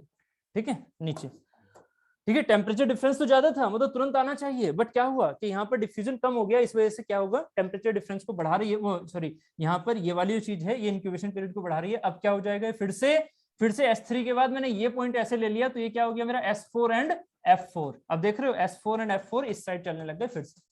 ठीक है, मतलब इंक्यूबेशन पीरियड फिर से बढ़ने लग गया। ठीक है, इंक्यूबेशन पीरियड इसका नहीं है ट्रांसफॉर्मेशन का, गलती मत कर देना, गेट में कहीं क्वेश्चन ना जाए। इंक्यूबेशन पीरियड ट्रांसफॉर्मेशन का नहीं होता। ट्रांसफॉर्मेशन स्टार्ट जहां से होता है वहां से, इनिशियल से होता है। इनिशियल से जब से आपने स्टार्ट किया उसे क्वेंच करना, वहां से, और जब ट्रांसफॉर्मेशन स्टार्टिंग हो रही है वहां तक का टाइम होता है इंक्यूबेशन। इंक्यूबेशन वो नहीं होता जहां से ट्रांसफॉर्मेशन होना शुरू हो गया था और ये वाली चीज, ये इंक्यूबेशन नहीं, गलती मत कर देना। इंक्यूबेशन कौन सा है, जहां से स्टार्टिंग पॉइंट शुरू हुआ है ना, फेज चेंज होना शुरू हुआ, तो ये इंक्यूबेशन है, ना कि ये वाला। ठीक है, इंक्यूबेशन यहां से है। क्लियर है, बात समझ में आ गई, गुड। ठीक है, तो इसी को हम बोल देते हैं ट्रिपल टी डायग्राम। तो मार्टनसाइट कहां दिखेगा, थोड़ा फील करोगे मार्टनसाइट को। क्वेंचिंग रेट अगर ऐसे जा रहा है, यहां से ऐसे करके ऐसे, तो ये क्या बनता है हमारा, फेराइट, है ना। ऊपर वाला क्या बनेगा, फेराइट। ठीक है, अगर एक चीज और बनती है वेनाइट। ठीक है, एक बनता है वेनाइट, वेनाइट भी दिखा दूंगा अभी। एक बनेगा फेराइट। फेराइट क्यों बना भाई, ये ऑस्टेनाइट अगर 750 से 700 पर लेके आ रहा है तो फेराइट के चांसेस सबसे ज्यादा है ना, है ना, क्योंकि भाई यहाँ पर टेम्परेचर डिफरेंस बहुत ज्यादा नहीं था, तो आराम से बन गया। मार्टनसाइट नहीं बनेगा। मार्टनसाइट कब बनेगा, मार्टनसाइट बनेगा जब क्वेंचिंग रेट बहुत ज्यादा होगा। क्वेंचिंग रेट बहुत ज्यादा कहाँ होगा, इस वाले पॉइंट से, इसे बोलते हैं नोज। ट्रिपल टी या सी कर्व की नोज, ये जो पॉइंट है ना इसे बोलते हैं नोज। इस नोज से जो मेरा क्वेंचिंग रेट है वो लाइन कैसी जानी चाहिए, इस नोज से भी इधर को, ऐसे ऐसे, समझ रहे हो, इससे भी इधर को। ये क्या दिखा रही है, ये दिखा रही है क्वेंचिंग रेट बहुत हाई है, ये दिखा रहा है क्वेंचिंग रेट बहुत लो है। तो यहाँ फेराइट बन रहा है, यहाँ क्या बन रहा है, यहाँ बनेगा मार्टनसाइट, यहाँ बनेगा मार्टन। अब इसको इसके नीचे मत ले जाना टेम्परेचर के, यहाँ ये क्या बनेगा, मार्टनसाइट। मार्टनसाइट की स्ट्रक्चर कैसी होती है, BCT, body centred tetragonal, body centred tetragonal. बात समझ में आ भी गई है नहीं सभी चीजों की। मार्टनसाइट क्या आपको आयरन कार्बन डायग्राम में दिखेगा, कुछ स्टूडेंट उसमें कंफ्यूज रहते हैं, मार्टनसाइट पढ़ा तो आयरन कार्बन दिख नहीं रहा, क्यों दिखेगा भाई, क्योंकि वहां इक्विलिब्रियम की बात ही नहीं, सॉरी वहां नॉन इक्विलिब्रियम की बात ही नहीं है, वहां क्वेंचिंग कर ही नहीं रहे हो। क्वेंचिंग कहाँ कर रहे हो, ट्रिपल टी में। तो मार्टनसाइट यहाँ बनेगा, वहां तो बनने के चांस ही नहीं। बात क्लियर है। एक चीज और हो जाती है, बेनाइट और बनता है, बेनाइट। बेनाइट कहाँ बनता है, बेनाइट बनता है कि इसको लेके तो आप ऐसे आए, बट आपने उस चीज को फिर से ना धीरे धीरे क्वेंच कराया, फिर मतलब स्लोली क्वेंच, मतलब यहाँ टेम्परेचर के बाद स्लोली क्वेंच कराओ, तो यहाँ पर क्या बनेगा आपका, बेनाइट। ठीक है, तो ऐसे आपके ये चीजें बन जाती हैं। ठीक है, वो सारी चीजें आपकी आपके सिलेबस में, मतलब गेट में नहीं है, वो हमारी जनरली ESC वाला पार्ट हो जाता है। तो ट्रिपल टी का जो भी क्वेश्चन आएगा वो आई थिंक इससे ज्यादा नहीं आने वाला गेट में। ठीक है, मैंने बहुत ही चीजें यहाँ पर, ट्रिपल टी इतनी जल्दी आसानी से खत्म होने वाली चीज नहीं है, बट मैं बहुत ही साइड से निकलते हुए चीजों को लेके आया हूँ, जिससे कि बस इतना इतना आपको समझ में आ जाए। क्लियर हो गया इतना, थोड़ा बहुत, ठीक, गुड। उसके बाद हमारा पार्ट आ जाता है हीट ट्रीटमेंट। ठीक है, अब आ जाता है आपका heat treatment.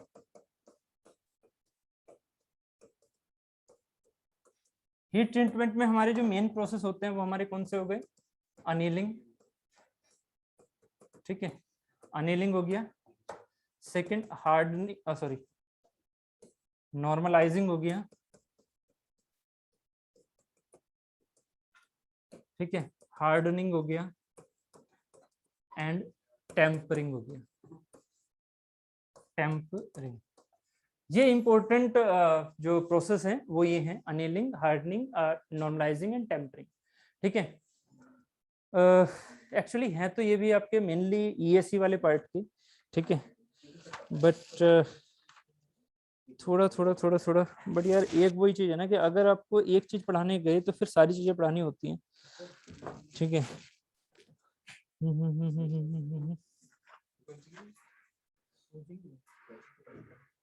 Quenching, quenching basically होती है हार्डनिंग के लिए। आप किसी चीज को अगर हार्डन कर रहे हो ना तो क्वेंचिंग होती है। जैसे मार्टेनसाइट है, मार्टेनसाइट क्या है, सबसे ज्यादा हार्ड, तो वो क्वेंचिंग से बना। वो क्वेंचिंग किसकी पार्ट आ गया, हार्डनिंग, तो वो इसके अंदर है।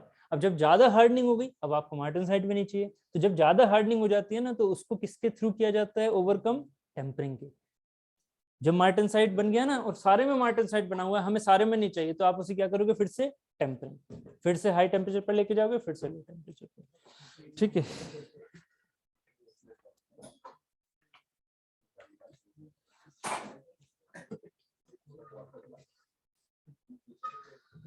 ठीक है। एक होता है हमारा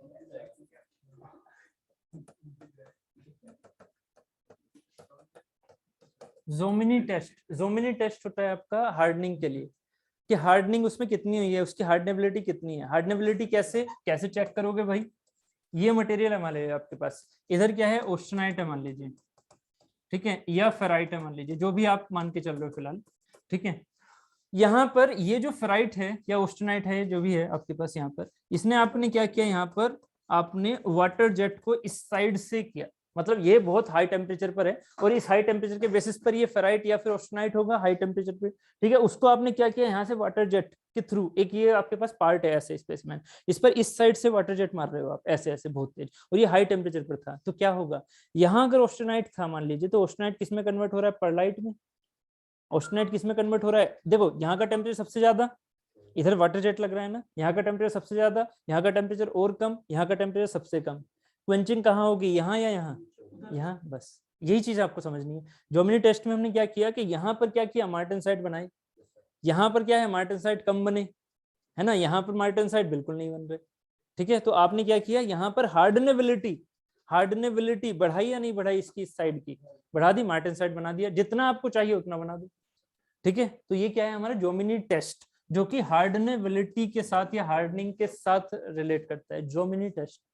ठीक है, एक्चुअली ये क्वेश्चन गेट में एक बार पूछ लिया है कि जोमिनी टेस्ट किससे रिलेट करता है, इसीलिए मैं थोड़ा सा बता दे रहा था। ठीक है, तो ये चीज हो गई। ठीक है, अनिलिंग क्या है यार, ये अनिलिंग वर्ड तो मैं आपको आगे भी समझाने वाला हूँ इसमें फॉर्मिंग में, तो उसकी आप टेंशन मत लो। अनिलिंग मुझे थोड़ा फॉर्मिंग में भी समझाना है। अनिलिंग क्या होता है, रिक्रिस्टलाइजेशन टेम्परेचर। ठीक है, रिक्रिस्टलाइजेशन टेम्परेचर अभी तो मैंने समझाया नहीं, या तो यार यहीं पे समझाया, फॉर्मिंग में समझाऊं। ठीक है, चलो एक काम करते हैं। ठीक है, एक छोटा सा काम, आपका जो मेन पार्ट था वो गेट का मैंने कवर कर लिया, आयरन कार्बन डायग्राम हो गया, ट्रिपल टी हो गया। ठीक है, बाकी ये वाली जो पार्ट हैं, ये वाले पार्ट हमारे ईएससी के हैं सबसे ज्यादा, जो मतलब ये वाली चीजें अनिलिंग, हार्डनिंग, नॉर्मलाइजिंग, ये सारी चीजें। ठीक है, ये हैं आपके ईएससी के। तो मैं अब एक काम करता हूँ, मैं आपको इनके ना छोटे छोटे शॉर्ट नोट्स बना देता हूँ। ठीक है, ईएससी से भी हटा के, ईएससी वाला पूरा नोट्स ना देके आपको मैं ये जो गेट के लिए है वो शॉर्ट नोट्स बना देता हूँ, उनका पढ़ो। ठीक है, और ईएससी की अगर आपको चाहिए तो मैं पूरी आपको फाइल भेज देता हूँ, ईएससी की पूरी फाइल, बट उसको निकालने की अभी जरूरत नहीं है, पढ़ना है तो पढ़ लेना, वो आपकी इच्छा है। ठीक है, ठीक है, हाँ। तो मैं आपको इनके शॉर्ट नोट्स, अनिलिंग का, नॉर्मलाइजिंग का, हार्डनिंग का, टेम्परिंग का, एक काम करता हूँ वर्डिंग में लिख देता हूँ, और उसी के थ्रू आप चले जाना। ठीक है, वो चीज कर लेना। ठीक है, कल हमारा फॉर्मिंग शुरू हो जाएगा। प्लीज क्वेश्चन लगाना, ये जो मटेरियल साइंस के आज मैंने करवाए हैं ना, इसका फर्स्ट चैप्टर प्रोडक्शन में जो भी प्रीवियस ईयर वाली बुक है आपके पास, उसके थ्रू क्वेश्चंस लगाना, इसमें न्यूमेरिकल्स नहीं है। ठीक है, इसको कोशिश करना कि सारे क्वेश्चन बन जाए, फॉर्मिंग के नहीं, इसके मटेरियल साइंस के। ठीक है, ये वाली चीज के क्वेश्चन अगर छूटेंगे, आपसे नहीं हो पाएंगे, तो टेंशन मत लेना, मैं एक बार उसको वर्डिंग वाइज छोटे छोटे शॉर्ट नोट्स दे देता हूँ आपको, उससे समझ में आ जाएगा तो बेटर है। नहीं तो यार फिर वही वाली बात है कि इसके लिए फिर थोड़ा सा टाइम देना पड़ेगा, इसमें बहुत सारी चीजें होती हैं, है ना। हाँ, तो डेफिनेशन में भी ना हम ये वाली चीजें भी करते हैं ना एक्चुअली, अपर critical point, lower critical point, उसके बेसिस पर फुल अनिलिंग होती है, स्प्रोडॉइज अनिलिंग होती है। तो ये जो अनिलिंग्स के टाइप है ना, प्रोसेस अनिलिंग, वो चीजें फिर लेके चलनी पड़ेंगी, तो बहुत टाइम लग जाएगा उसमें।